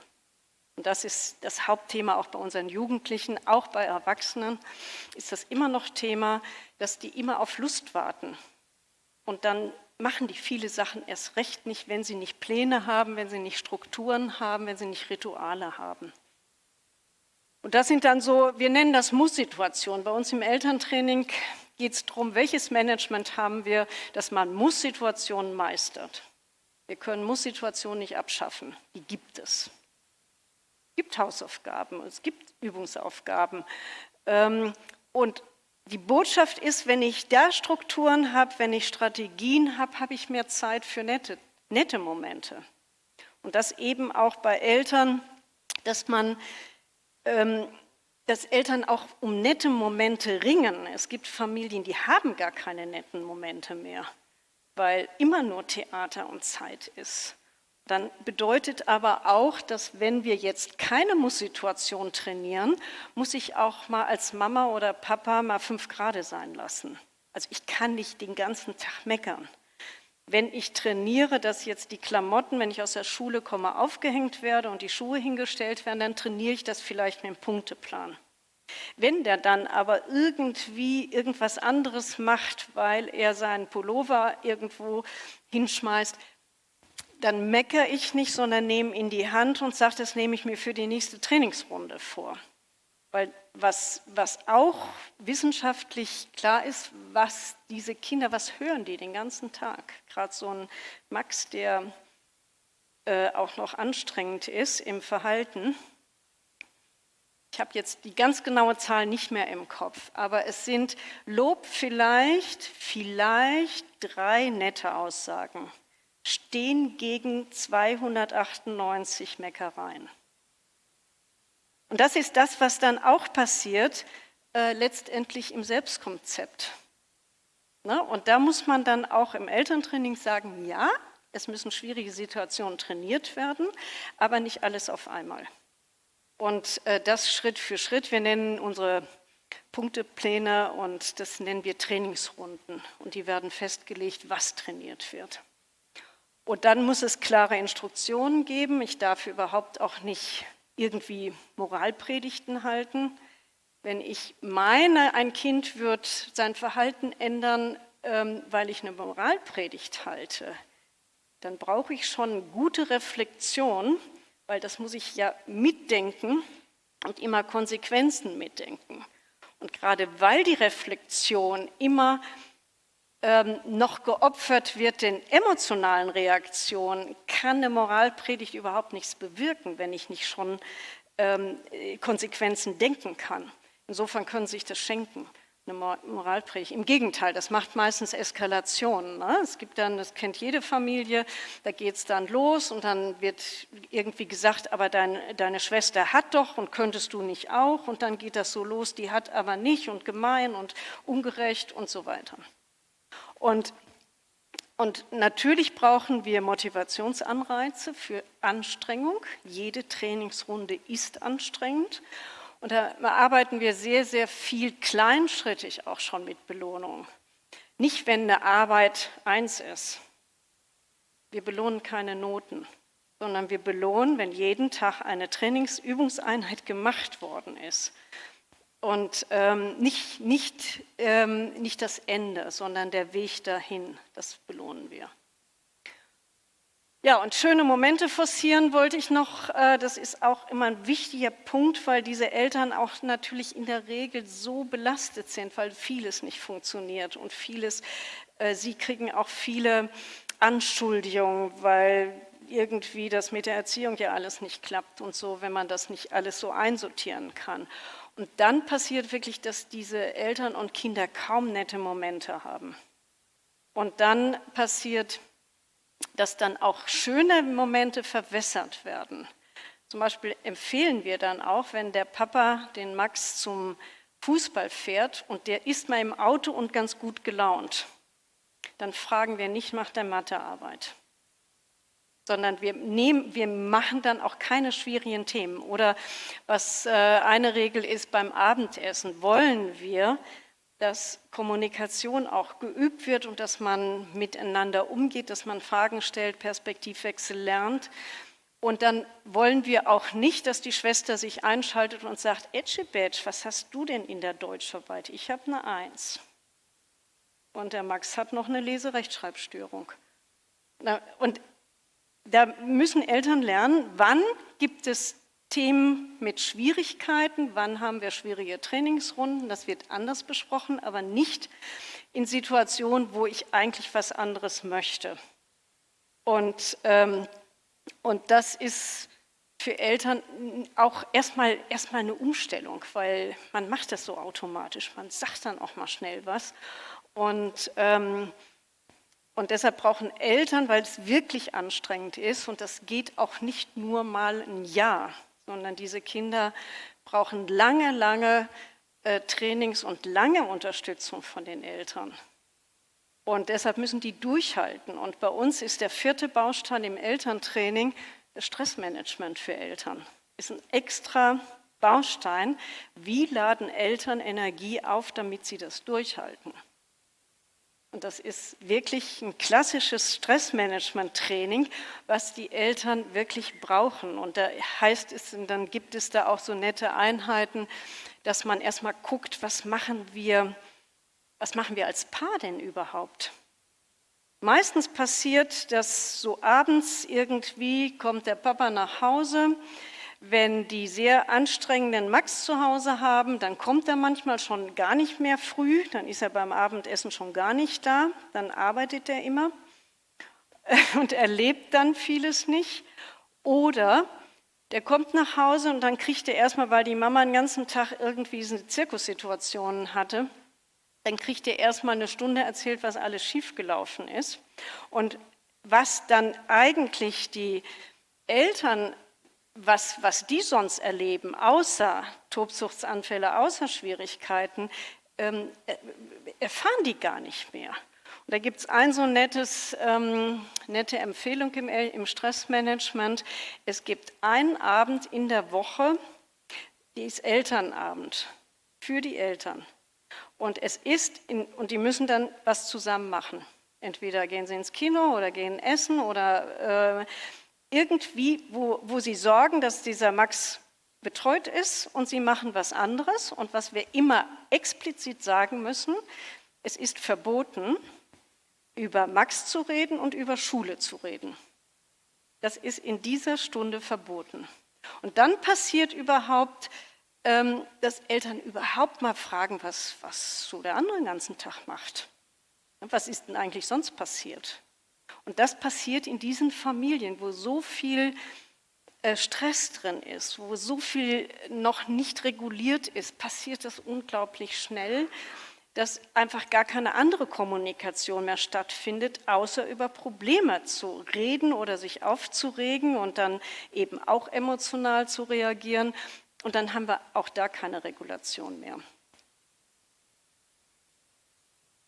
Ja, im Training von Kindern, das kennen Sie alle, natürlich gibt es ein Aufmerksamkeitstraining, ein Konzentrationstraining, möglichst mit klaren Instruktionstechniken.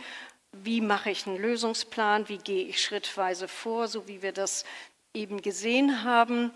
Es gehört immer dazu, dass man natürlich eine Verhaltensmodifikation auch in 1:1 Therapiesituationen trainiert. Das muss man auch trainieren, auch wie begrüßt man jemanden, Blickkontakt und so weiter. Das ist wirklich auch mit im Training. Und natürlich Steuerung von Emotionen. Aber wir brauchen, um Emotionen zu steuern, erstmal auch eine gute Aufmerksamkeit. Sonst kriege ich Emotionen gar nicht gesteuert. Und dann eben natürlich diese Persönlichkeitsentwicklung mit vorbringen. Wir brauchen ganz enges, diese Kinder brauchen extrem viel Feedback für kleinschrittige Dinge.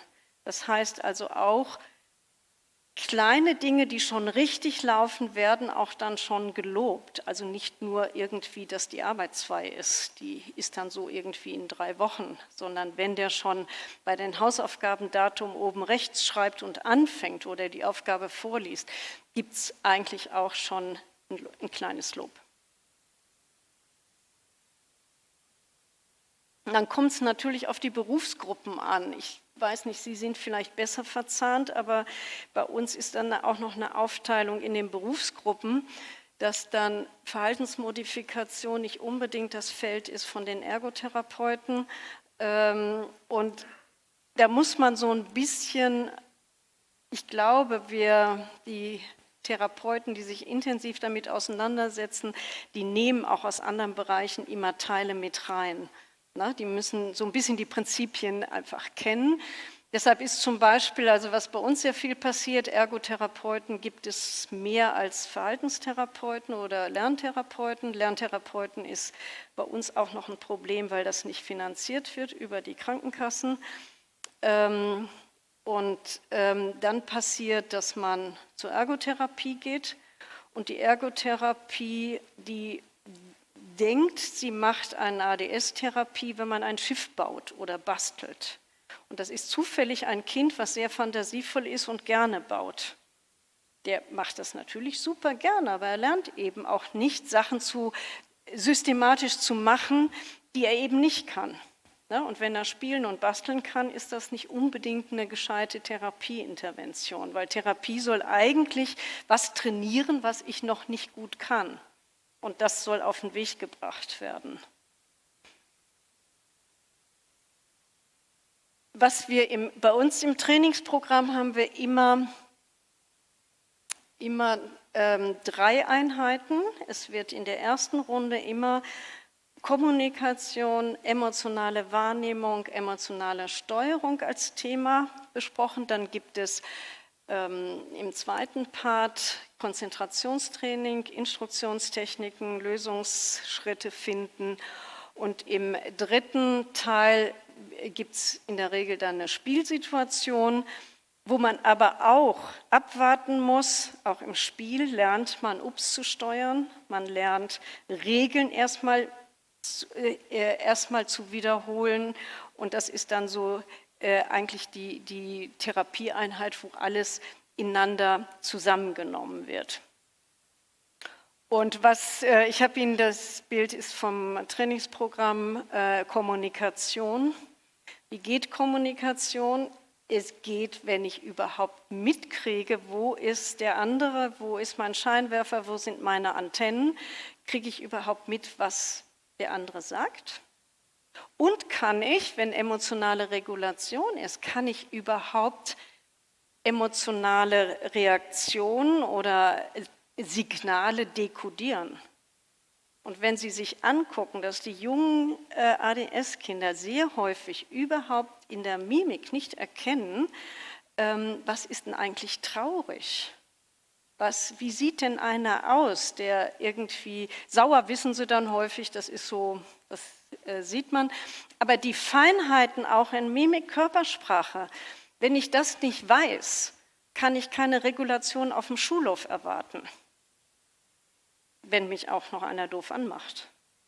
Also auch das gehört erstmal ins Training, das sind auch die ganzen Trainingsprogramme, die wie Faustlos oder ich weiß nicht, was Sie hier haben, wo soziale Kompetenzen trainiert werden, gehört eigentlich immer dazu, emotionale Wahrnehmung erstmal zu trainieren. Wie ist der andere drauf? Wie kann ich stoppen? Wie kann ich mir erst überhaupt... Entscheidend ist dieser Stopp, sowohl bei Ups, dieses Stopp, Moment, was ist hier los? Ich mache eine rote Ampel an und sage erstmal nichts oder mache nichts, sondern die Ampel muss erstmal an, damit ich meinen Ratio-Manager überhaupt ins Spiel bringen kann. Wenn ich viel zu schnell springe, hat er gar keine Chance. Kann ich überhaupt nicht über das, was ich tue, nachdenken. Das heißt, Stopp ist schon sehr entscheidend. Jetzt beim Lernen, bei den Träumern gibt es immer, die Patricia arbeitet immer mit den schönen Karten. Was sind Gedankenbesucher? Gehört das, was wir jetzt hier tun, auch mit zur Aufgabe? Oder erzählen die auf einmal was ganz anderes? Dann springen viele drauf, weil sie ja sonst nichts aus der Schule hören. Dann freuen sich, wenn die irgendwas erzählen. Aber das lenkt ab. Das ist nicht das Programm im Moment. Und das sind eher Gedankenbesucher, die müssen gebremst werden. Da müssen wir gucken, Wann kommen die wieder ins Spiel? Vielleicht nach der Aufgabe oder nach der Stunde oder am Ende der Stunde. Und das muss wirklich, das ist so bewusst trainiert, eben dann auch, was ist eine Erwartungshaltung? Wenn ich so meine Oberstufenschüler habe und wir analysieren, ne, wieso hast du eigentlich in deiner Deutschklausur 3 Punkte und die Laura hat 14 Punkte. Was ist denn der Unterschied? Was kriege ich da für Antworten, wenn ich noch nicht gut reflektiere? Der sagt mir, die Lehrerin mag sowieso Mädchen. Der ist fest davon überzeugt, dass eine Deutscharbeit subjektiv bewertet wird. Und er hat überhaupt keine Idee, was eine Erwartung ist, was ist ein Bewertungskriterium, was muss ich überhaupt bedienen, um Punkte zu kriegen. Ja, und das ist so dieses, was wir erstmal auch trainieren müssen. Was denkst du denn jetzt, was da gefordert ist? Was musst du denn beachten? Was will denn die Lehrerin oder was heißt denn im Unterricht mitmachen? Da müssen wir auch dann mit Lehrern immer häufig auch nochmal besprechen, es muss so konkret wie möglich sein. Wenn dann gesagt wird, also wenn Eltern sagen, jetzt seid mal lieb, was ist lieb? Ne? Oder wenn die auf dem Punkteplan draufstehen haben, kein Streit mit Geschwistern oder lieb sein, das ist viel zu allgemein. Oder wenn Lehrer einen Punkteplan haben, sehe ich auch immer wieder, da steht drauf, mehr mitmachen. Was heißt mehr mitmachen? Ist das 2-mal melden, 5-mal melden? Was ist das? Ne? Und das ist so dieses, was diese ADS-Betroffenen brauchen. Es muss so konkret wie möglich sein, dass man auch dann ein Ergebnis registrieren kann. Ne? Wenn ich mich wenig melde, dann kann man eine Strichliste machen, sagen, ja, okay, 3-mal finde ich schon klasse. Ne? Das ist konkreter und nicht dieses benimm dich, sei lieb oder so. Das funktioniert nicht, wenn es nicht genau benannt wird. Weil die haben nicht im Kopf, was ein anderer Mensch im Kopf hat. Das ist das, was dann später auch wirklich bei den Erwachsenen die größten Probleme macht, dass die nicht gewohnt sind, nicht nur aus der eigenen Perspektive irgendwas zu bewerten und anzugucken, sondern es gehört häufig auch dazu, wenn sie Beziehungen halten wollen, wenn sie Kommunikation gestalten wollen, dass sie Perspektivwechsel können, dass sie überhaupt erstmal innehalten und neugierig sind oder nachfragen, was will denn der andere eigentlich, was meint der oder was hat der im Kopf? Und dann können sie eigentlich auch, das nennen wir dann emotionale Reife, wenn man das wirklich beherrscht.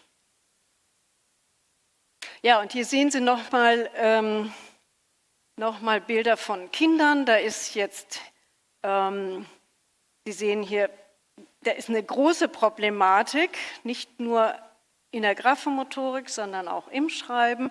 Der malt dann, also ich arbeite ganz viel mit diesen Fragen, wenn du zaubern könntest, wie müsste die Schule aussehen, dass es Spaß macht oder was müsste sich am schnellsten verändern oder was würdest du nachmittags bei den Hausaufgaben gerne zaubern und der zaubert sich jetzt einen Zauberstift und dann war der im Element. Er ist sonst total langsam und immer woanders, aber als er dann so die Idee Zauberstift, hörte der nicht mehr auf, mir zu erzählen, wie er den programmiert und was der alles können muss und der muss unten, dann malt er das auch, der muss so eine Scan-Kamera haben und der muss das dann einscannen und der muss das dann auch selbstständig schreiben und der muss noch verschaltet sein mit einem Mikrofon.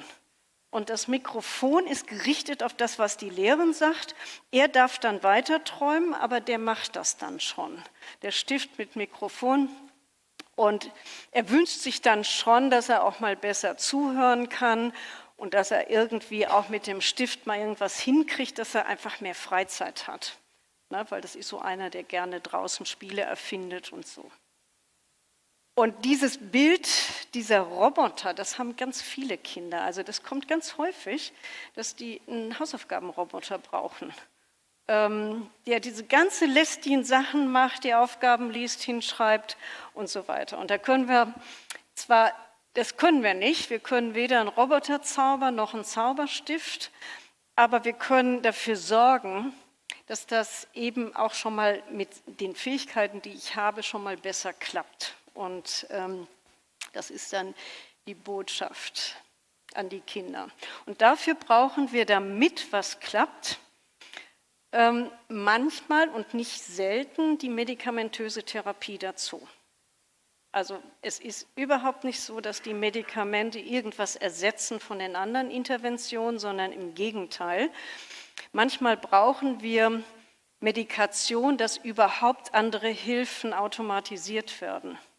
Und wenn ich ein sehr ausgeprägtes ADS habe und ich einen ordentlichen Ups habe und ständig springe und ich übe in der Therapie einen Stopp, aber dieser Ups will immer trotzdem springen, dann brauche ich auch durch die Medikation erstmal eine Hilfestellung, dass ein Stopp überhaupt mal besser geht. Und dann kann ich die ganzen Inhalte, die wir dann trainieren, auch wirklich besser automatisieren und auch im Arbeitsgedächtnis besser organisieren. Und das müssen alle, die mit den Kindern arbeiten, wissen, dass manchmal es nicht anders geht. Und dann müssen sie auch ein bisschen die Grundprinzipien wissen, müssen auch unsere Eltern wissen. Es muss der Pädagoge nicht die medikamentöse Therapie managen, aber er muss auch wissen, hat dieses Kind ein kurzwirkendes Präparat, was nur 3 Stunden wirkt, oder hat es wahrhaftig ein Retardpräparat, was 8 Stunden wirkt. Und kann ich dann erwarten, dass meine Lerntherapie nachmittags um 3 noch von der Medikation profitiert oder nicht? Das muss ich wissen. Und dann muss ich auch wissen, ist es nötig oder geht schon was in einer 1:1 Situation oder brauche ich dann auch als Eingangstor, damit Hilfen greifen können, eben auch die Medikation dazu. Und deshalb auch, wie lange wirken Präparate. Wir brauchen auch hier ein sehr, sehr enges Feedback. Also ich könnte in der Medikation, im Management nicht gut sein, wenn ich nicht die Rückmeldung aus den Schulen habe, aus der Therapie habe, wenn ich nicht weiß, wie ist denn die Aufmerksamkeitsfokussierung, wie ist denn die Bremse, wie geht denn schon der Ups, kann man den schon von außen auch bremsen, geht das denn jetzt schon? Das muss ich wissen. Und dann muss ich auch wissen, ist das ein Kind, wenn wir Medikation einsetzen, in welchen Situationen brauchen wir die auf jeden Fall? Und wir brauchen sie manchmal, wir brauchen auch manche Kinder, die müssen ihren Sport machen, wenn die einem Trainer nicht zuhören können.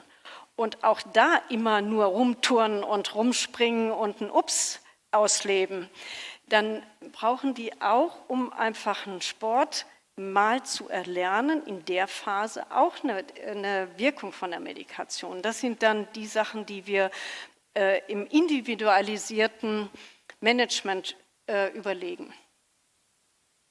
Und Sie sehen, dieses enge Feedback ist auf jeder Ebene wichtig. Jetzt will ich Ihnen noch mal zeigen, was auch in der Wahrnehmungsverarbeitung sich verändern kann durch Medikation. Sie sehen, das ist ein Tobias, der extrem unruhig ist, extrem eine hohe Impulsivität hat in jeglicher Lebenslage und der kann wirklich mit zusätzlicher Medikation dann auf einmal in der Zeile sortiert schreiben. Und das kann man ihm dann in dem Fall natürlich auch nicht vorenthalten. Der lernt dann natürlich besser. Und vielleicht noch das Bild vom Holger. Holger lief unter der Fahne Leserechtschreibstörung, weil der im Diktat eben, Sie sehen, was der da so schreibt, ne? Der schreibt es falsch, da fehlen Wörter und so weiter. Holger hat nicht das Problem, dass es überwiegend eine Umsetzung im Schreiben ist, sondern er hat ein Aufmerksamkeitsproblem. Der hat die Wörter einfach nicht mitgekriegt. wenn die Lehrerin diktiert hat. Und dann hinkt er immer irgendwo noch an einem Wort und dann hat die schon viel weiter diktiert und dann war der auch sauer und so weiter. Und da sehen Sie, der hat dann mit Kompensation, auch in dem Fall mit Medikation, keine Rechtschreibstörung mehr. Das ist jetzt nicht jedes Mal so, aber das will ich Ihnen nur zeigen, wenn wir Auslassungen sehen. Wir analysieren natürlich auch bei den Fehlern, das werden Sie auch. Was sind denn eigentlich klassische auditive Wahrnehmungsfehler, was sind visuelle, aber was ist eben auch der Anteil von Konzentration? Ne? Und der ist nicht unerheblich. So, jetzt noch kurz, wir haben viel schon darüber gesprochen, dass das in meinen Augen, gerade wenn ich so diese Verläufe bis ins Erwachsenealter sehe, mit das Entscheidendste ist, dass diese Kinder einfach ein gutes Selbstbewusstsein, eine Selbstwahrnehmung auch kriegen. Und wenn ich immer nur irgendwie rumspringe und flummi bin, kriege ich auch kein gescheites Selbstkonzept oder wenn ich viel Meckerei kriege, wenn ich nichts hinkriege. Das ist jetzt aus einer Studie, die schon 2002 gemacht worden, dass alle mit ADS eben Probleme im Selbstkonzept haben. Ne? Und das ist so dieses, was sich dann noch verstärkt über die emotionalen Dysbalancen. Die werden dann noch mehr, wenn man Frustrationen hat. Es ist ein Teufelskreis dann ohne Ende. Und das wollen wir vermeiden, dass immer dieses nur Meckern, Tadel, kein Lob, weil man nichts hinkriegt. Und da müssen wir drum ringen, dass das durch die Therapie erstmal möglich ist, dass man dann überhaupt auch sieht, was hat dieses Kind denn sonst noch außer seinen Problemmachern? Was hat es für Talente, was kann es, wo hat es Stärken, wie können wir die nutzen? Weil wir wissen, dass diese Kinder sehr motivationsgesteuert sind. Wenn die was wollen und Spaß dran haben, sind die gut, sind die klasse. Und deshalb brauchen die auch Hobbys, die brauchen Zeit, die machen zu können. Es geht nicht, dass die den ganzen Nachmittag Hausaufgaben machen und dann auch nicht mehr sich verabreden können, keinen Sport machen können oder auch nicht ihre Fantasien ausleben können. Das brauchen wir unbedingt. Ich hatte eben schon mal gesagt, Sport ist für uns extrem wichtig, weil man in diesen Sportsituationen extrem viel lernt. Man übt nicht nur Konzentration, man muss einen Trainer zuhören, man muss Perzeption üben, man muss umsetzen bei sich selber. Das hat alles mit Konzentration zu tun. Man muss sich Reihenfolgen merken, man muss sich Abläufe merken. Man muss Frustrationstoleranz entwickeln, man lernt, man ist nicht sofort Weltmeister, sondern man braucht Training und muss Frustrationen auch wegstecken können. Und was alle brauchen, Optimismus, das wird, wenn man die richtigen Interventionen hat und den Dirigenten trainiert. Und das ist nochmal die Anna. Die hat dann, als sie ihr Abi gemacht hat, mit mir darüber geredet, was sie jetzt so vorhat.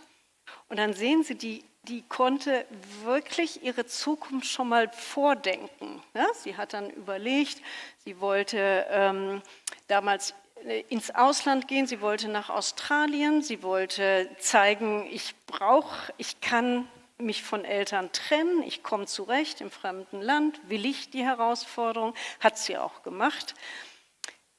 Sie sehen, die hat unglaublich viele gute Ideen, auch was so weiter Persönlichkeitsentwicklung vorwärts bringt. Sich beweisen, Spaß am Leben haben, Leben genießen, Herausforderungen meistern, mich selbst finden. Das hat sie auch gemacht. Das ist klasse.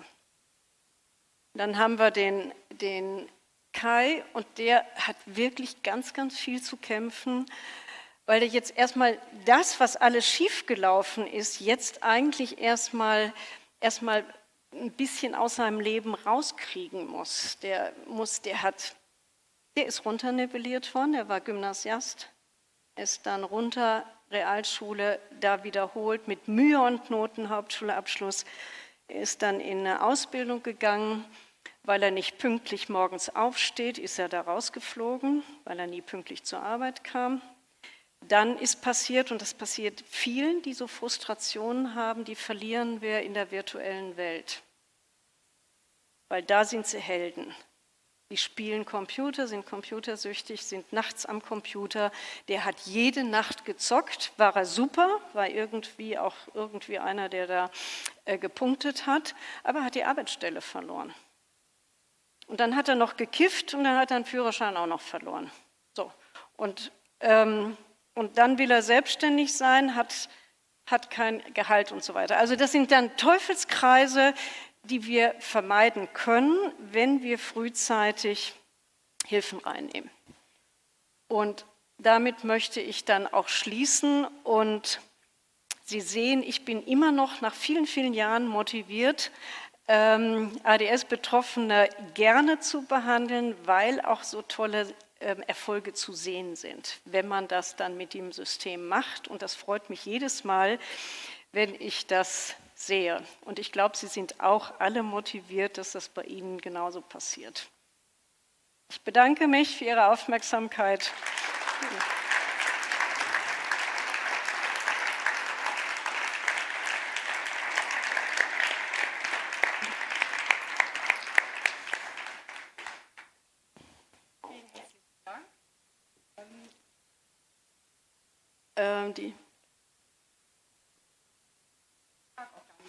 Vielen herzlichen Dank. Und wir werden jetzt noch eine Fragerunde eröffnen. Also ich glaube, es gibt ein paar Mikrofone, die durch den Raum gehen könnten. Ja? Das heißt, wenn Sie noch Fragen haben, können Sie die gerne an Dr. Ausklaust stellen. Ja, gerne. Fragen Sie.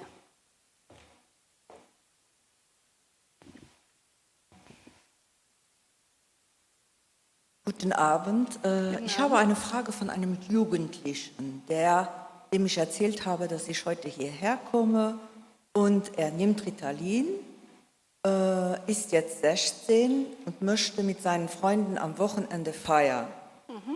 Und wir sagen ihm, nimm das Ritalin auch übers Wochenende in der Schulzeit, und er sagt, ich kann kein Ritalin nehmen, denn wenn ich dann Alkohol trinke, das geht ja nicht zusammen. Und ich soll von Ihnen die Frage stellen, was er denn jetzt, wie er dieses Problem lösen kann. Der will eigentlich das nicht nehmen. Er braucht jetzt gute Argumente. Trinkt er denn sonst viel Alkohol? Nein. Weil das ist manchmal ein Phänomen, dass die natürlich mit Medikation sehr viel besser gesteuert sind. Und dann, auch wenn sie Medikation haben und feiern, gehen eben nicht übermaßen trinken oder kiffen oder was sie sonst machen. Da freuen wir uns drüber. Jetzt haben wir Jugendliche, also manche, ich sage mal, es kommt ein bisschen drauf an, was schon in der Kompensation ist. Na, mit manchen kann ich schon besprechen, dass man dann vielleicht, also erstmal seine Frage ist, kollidiert Alkohol mit meinem Ritalin? Da würde ich sagen, nein. Also der kann feiern, darf nicht übermäßig trinken, soll aber ein anderer auch nicht. Na, und meistens ist dann mit Medikation die Bremse sowieso auch besser. Die können sich besser steuern. Manche Jugendliche sagen, ja, aber wenn ich die Medikation habe, bin ich nicht so witzig. Und ich will witzig sein. Und das ist dann auch manchmal so, klar, wir kappen natürlich auch ein bisschen die Impulsivität und den Obst und die Spontanität. Und das kann man mit denen dann auch besprechen, was ist es denn eigentlich, warum willst du das nicht nehmen? Ist es wirklich, dass du da nicht so gut ankommst, weil du die Witze nicht machst und weil nicht der Clown dann bist oder auf Tischen und Bänken springst, das können die ja dann. Und das kann man, also ich mache mit vielen dann so ein bisschen Kompromiss, ne, und sagen, also vielleicht am Wochenende mache ich häufig, ich arbeite sehr viel mit den Retardpräparaten und gerade an langen Schultagen, und dann haben wir meistens am Wochenende sowieso ein kürzer wirkendes. Wenn dann auch am Wochenende eine Lerneinheit vielleicht nach dem Frühstück ist, dann kriegt er eben nur eine kurzwirkende. Und dann darf er abends feiern gehen, und dann haben wir aber nicht die Therapie platt gemacht, weil wir brauchen auch ein bisschen eine Compliance auch mit den Jugendlichen.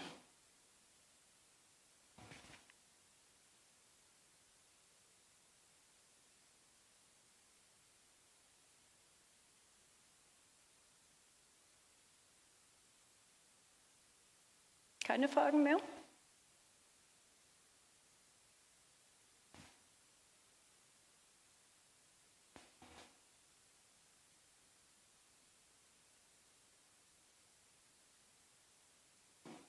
Möchten Sie noch was bemerken, ergänzen? Ah, da ist noch jemand, ja.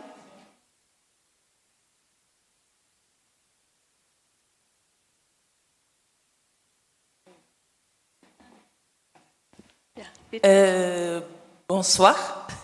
Je voudrais juste vous demander le cas d'Anna. Si à l'école, les institutrices qu'elle a eues ont été fondamentales pour qu'elle puisse finir son école. J'ai pas compris. Si les institutrices étaient Fondamentales, si elles ont eu... formées, non, je ne dis pas ça, mais qu'elles ont aidé pour que Anna puisse ne pas être démotivée afin qu'elle puisse finir l'école.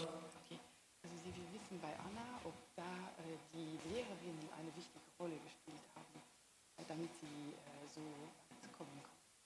Die ersten leider nein. Die haben das nicht richtig gesehen und haben eher präferiert, dass die Anna auf eine Sonderschule geht. Ein Glück haben die Eltern sich durchgesetzt und haben gesagt, nein, wir wollen nochmal Diagnostik haben, und dann ist das auf Initiative der Eltern ins Rollen gekommen. Und dann ein Glück hatten wir auch, nachdem sich was verbessert hat und schnell verbessert hat. Die Eltern haben sehr eng mitgearbeitet und wir haben auch Medikation mit reingenommen. Dann waren die Lehrer auch mit im Boot. Und dann ist in der weiterführenden Schule, haben die Lehrer gar kein Problem mehr gesehen, weil die ganz gut kompensiert war. Und weil die Eltern jeden Tag wirklich auch Strategien trainieren. Die konnte wirklich in der 7., 8. Klasse ihren Mitschülern einen Vortrag halten, wie man Lernorganisation macht. Das hat die perfekt gemacht. Ne? Ja. Die hatten wir dann ein Glück mit im Boot, aber sie hatte auch, das ist ja so, meine Oberstufenschüler, die ärgern sich immer, wenn in Bio mal irgend so was durchgenommen wird, wie Medikation, Stimulantien, und die ärgern sich immer, dass sie denken, sie müssten immer auffallen. Wenn sie ein kompensiertes ADS haben, fallen die nicht auf. Und sollen auch nicht auffallen. Und trotzdem haben sie Medikation. Und das wird dann häufig auch falsch kommentiert. Ne? Weil man immer denkt, es hat nur der Medikation, der völlig unmöglich ist. Sondern wir haben gehört, dass wir eine Gemeinschaftspraxis haben und wir auch Erwachsene behandeln. Und wir behandeln auch durchaus Manager aus Vorständen, die auch Medikation nehmen. Nicht jeden Tag und nicht in jeder Situation, aber das ist einfach jetzt auch in den Leitlinien, in den Therapien, spielt der Baustein Medikation einfach noch eine größere Rolle als früher, weil man gesehen hat, dass die Effektstärken von anderen Interventionen einfach nicht hoch genug sind. Und die Jugendlichen ärgern sich, weil da wollten wir auch die Anna hin. Die Anna war eine super nette, kompetente, motivierte Schülerin. Es hätte keiner gedacht, dass die irgendwie die Diagnose ADS hat, als sie in der Kompensation war. Im Gegenteil, sie war super engagiert und wollte dann auch ihre Erfahrung weitergeben, was sie jetzt auch tut als Lehrerin. Und die sieht jedes Kind, wenn ich sie treffe, die kann mir sofort nach 4 Wochen sagen, wer vielleicht irgendwie mehr Hilfen braucht. Die sieht das sofort. Ja.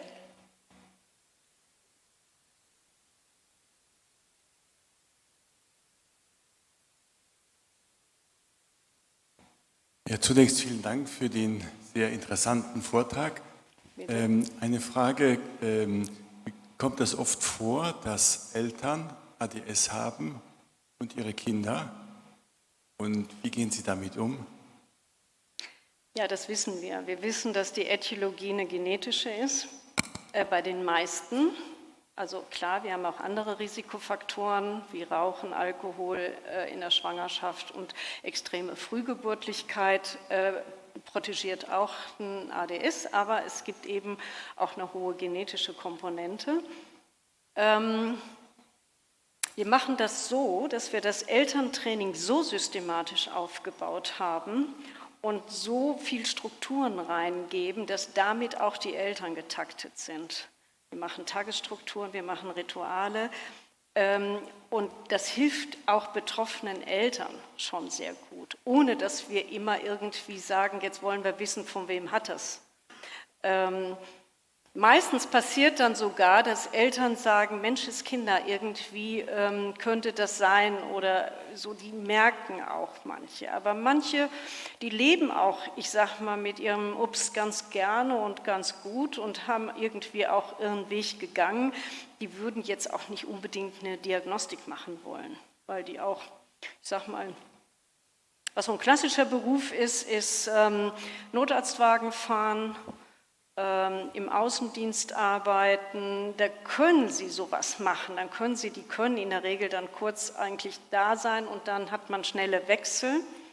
Wenn man Adrenalin ausschüttet, ist auch Ups und Konzi gut in der Regulation und das sehen wir häufig auch, dass die dann gut zurechtkommen, wenn der Beruf dann stimmt oder die motiviert sind.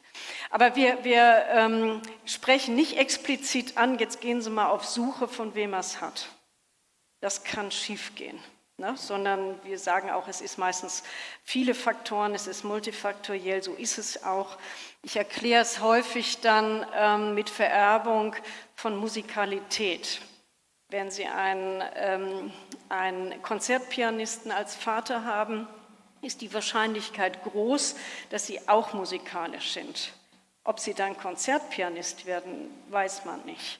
Und so ähnlich ist das mit Anlage ADS. Es ist nicht 1:1 übertragbar. Es kann mal heftiger sein, mal weniger heftig.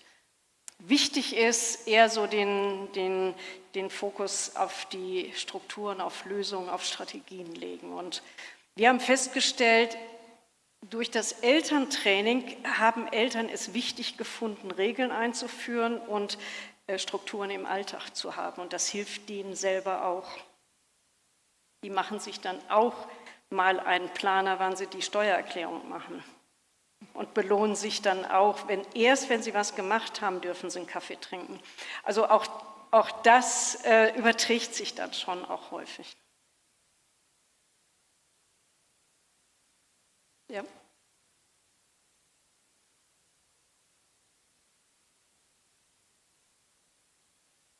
Guten Abend. Sie haben schon fast geantwortet. Meine Frage wäre gewesen, bis wann behandeln Sie Kinder? Bis zu welchem Alter? Und was ist wichtig danach? Also auf was sollte man da achten? Sie haben ja gesagt, Sie arbeiten auch mit Erwachsenen. Wie sehen Sie da den Übergang? Ja, ich habe das große Glück, dass ich alles mache. Also ich behandle auch Erwachsene weiter, die bei mir als Kinder waren, weil wir haben eben auch eine Gemeinschaftspraxis. Mein Mann ist erwachsener Neurologe und behandelt dann auch die Erwachsenen. Aber ich stelle es die mit mir groß geworden sind, frei, ob sie wechseln wollen oder ob ich es weitermache. Und es ist schon ganz witzig. Ich habe viele junge Erwachsene, die dann mal 2, 3 Jahre gar nicht kommen, weil das alles gut läuft. Und die kommen dann meistens wieder, wenn im Leben sich was verändert. Ich sage mal, wir haben jetzt im Erwachsenenalter, wenn wir gute Kompensationen haben, kann das mal wieder kippen. Wenn jemand im Beruf ist, eine Struktur hat über einen Beruf, motiviert ist, im Beruf was zu machen, dann haben die eine Tagesstruktur und werden auch getaktet.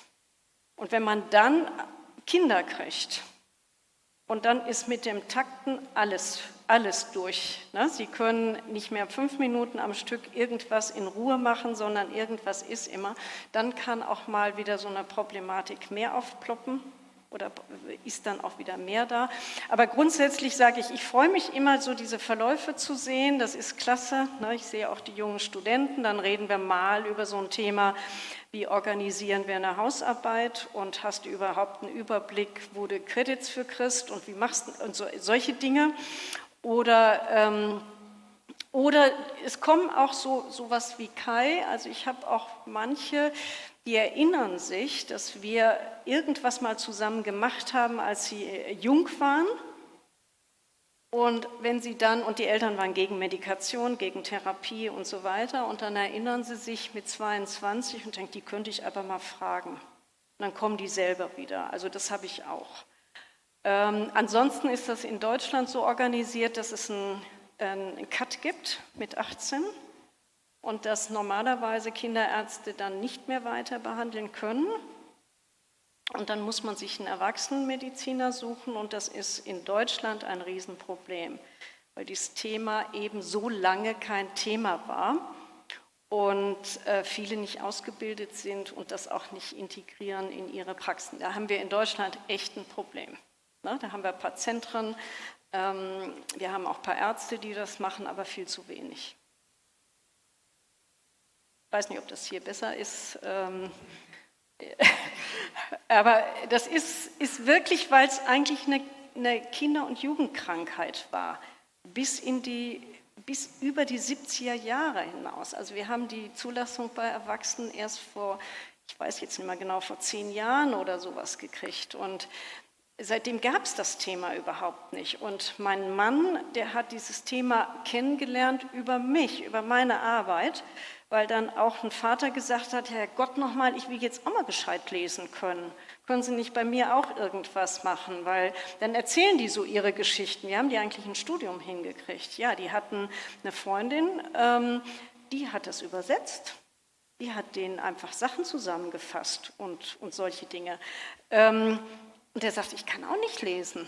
Oder ich kann lesen, was beim Lesen ja häufig passiert, was mir auch die Studenten immer erzählen, die sind nicht mehr so furchtbar unruhig, die sind auch am Verhalten angepasst und so weiter. Aber letzte Woche war ein POVI-Student, der will POVI studieren, der ist interessiert, der ist überall engagiert und der muss sehr viele Texte lesen. Und beim Lesen von Texten sagt er, ich fange an zu lesen, ich lese und dann lese ich so eine Dreiviertelstunde und dann weiß ich nicht mehr, was ich gelesen habe. Bei dem dann passiert, beim 3., 4. Satz kommt er auf irgendein Wort, einen Begriff, wo er sich selber was zu denkt und schon gelesen hat und eigene Gedanken dazu hat. Dann denkt er das weiter und liest mechanisch den Text. Der ist aber im Fokus nicht mehr im Text. Und das schildern mir ganz viele. Und das ist so das, wo man schnell dann auch was tun kann. Und ein Glück erlebe ich dann, also für mich ist dann schon spannend zu gucken, was so alles passiert, wenn die älter werden und was man dann für Themen hat. Und das treibt mich auch so an, weil ich sehe, je früher diese Problematik in Lot kommt, umso viel tolle Sachen sehen Sie. Sie haben auch, ich sag mal, der UPS hat ja auch Vorteile. Wenn Sie einen UPS haben, dann hat man ein extrem gutes Brainstorming.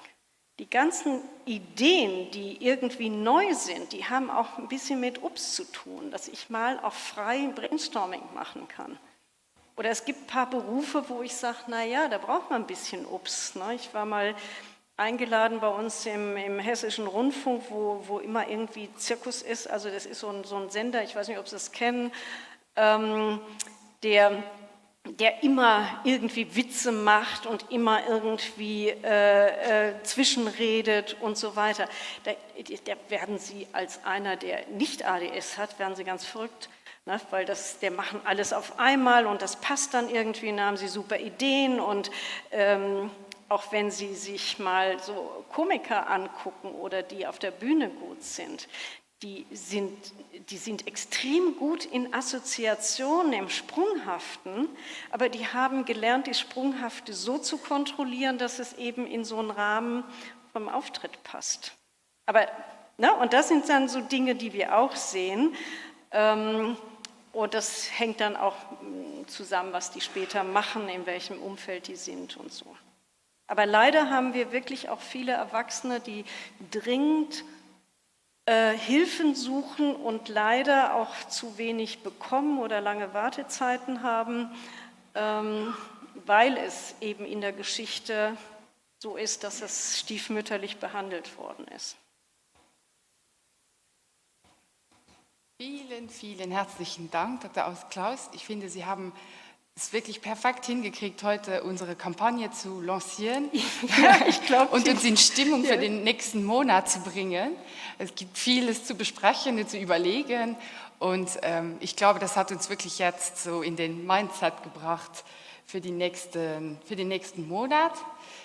Ich will noch mal daran erinnern, wir haben ein ganzes Programm, das findet man unter tdah.lu für den ganzen Monat. Da gibt es noch Plätze bei Elternworkshops, bei verschiedenen Fortbildungen und auch bei unserem Abschlussvortrag mit Dr. Revol, dann auf Französisch, wo man sich auch noch anmelden kann. Und ja, wir hoffen, es hat Ihnen allen gefallen und Sie sind interessiert, sich weiter mit dem Thema auseinanderzusetzen. Und schöne Grüße an alle auch zu Hause und einen schönen Abend an alle. Und nochmal einen großen Applaus an Dr. Klaus. Ich wünsche Ihnen viel Erfolg. Ja. Dankeschön.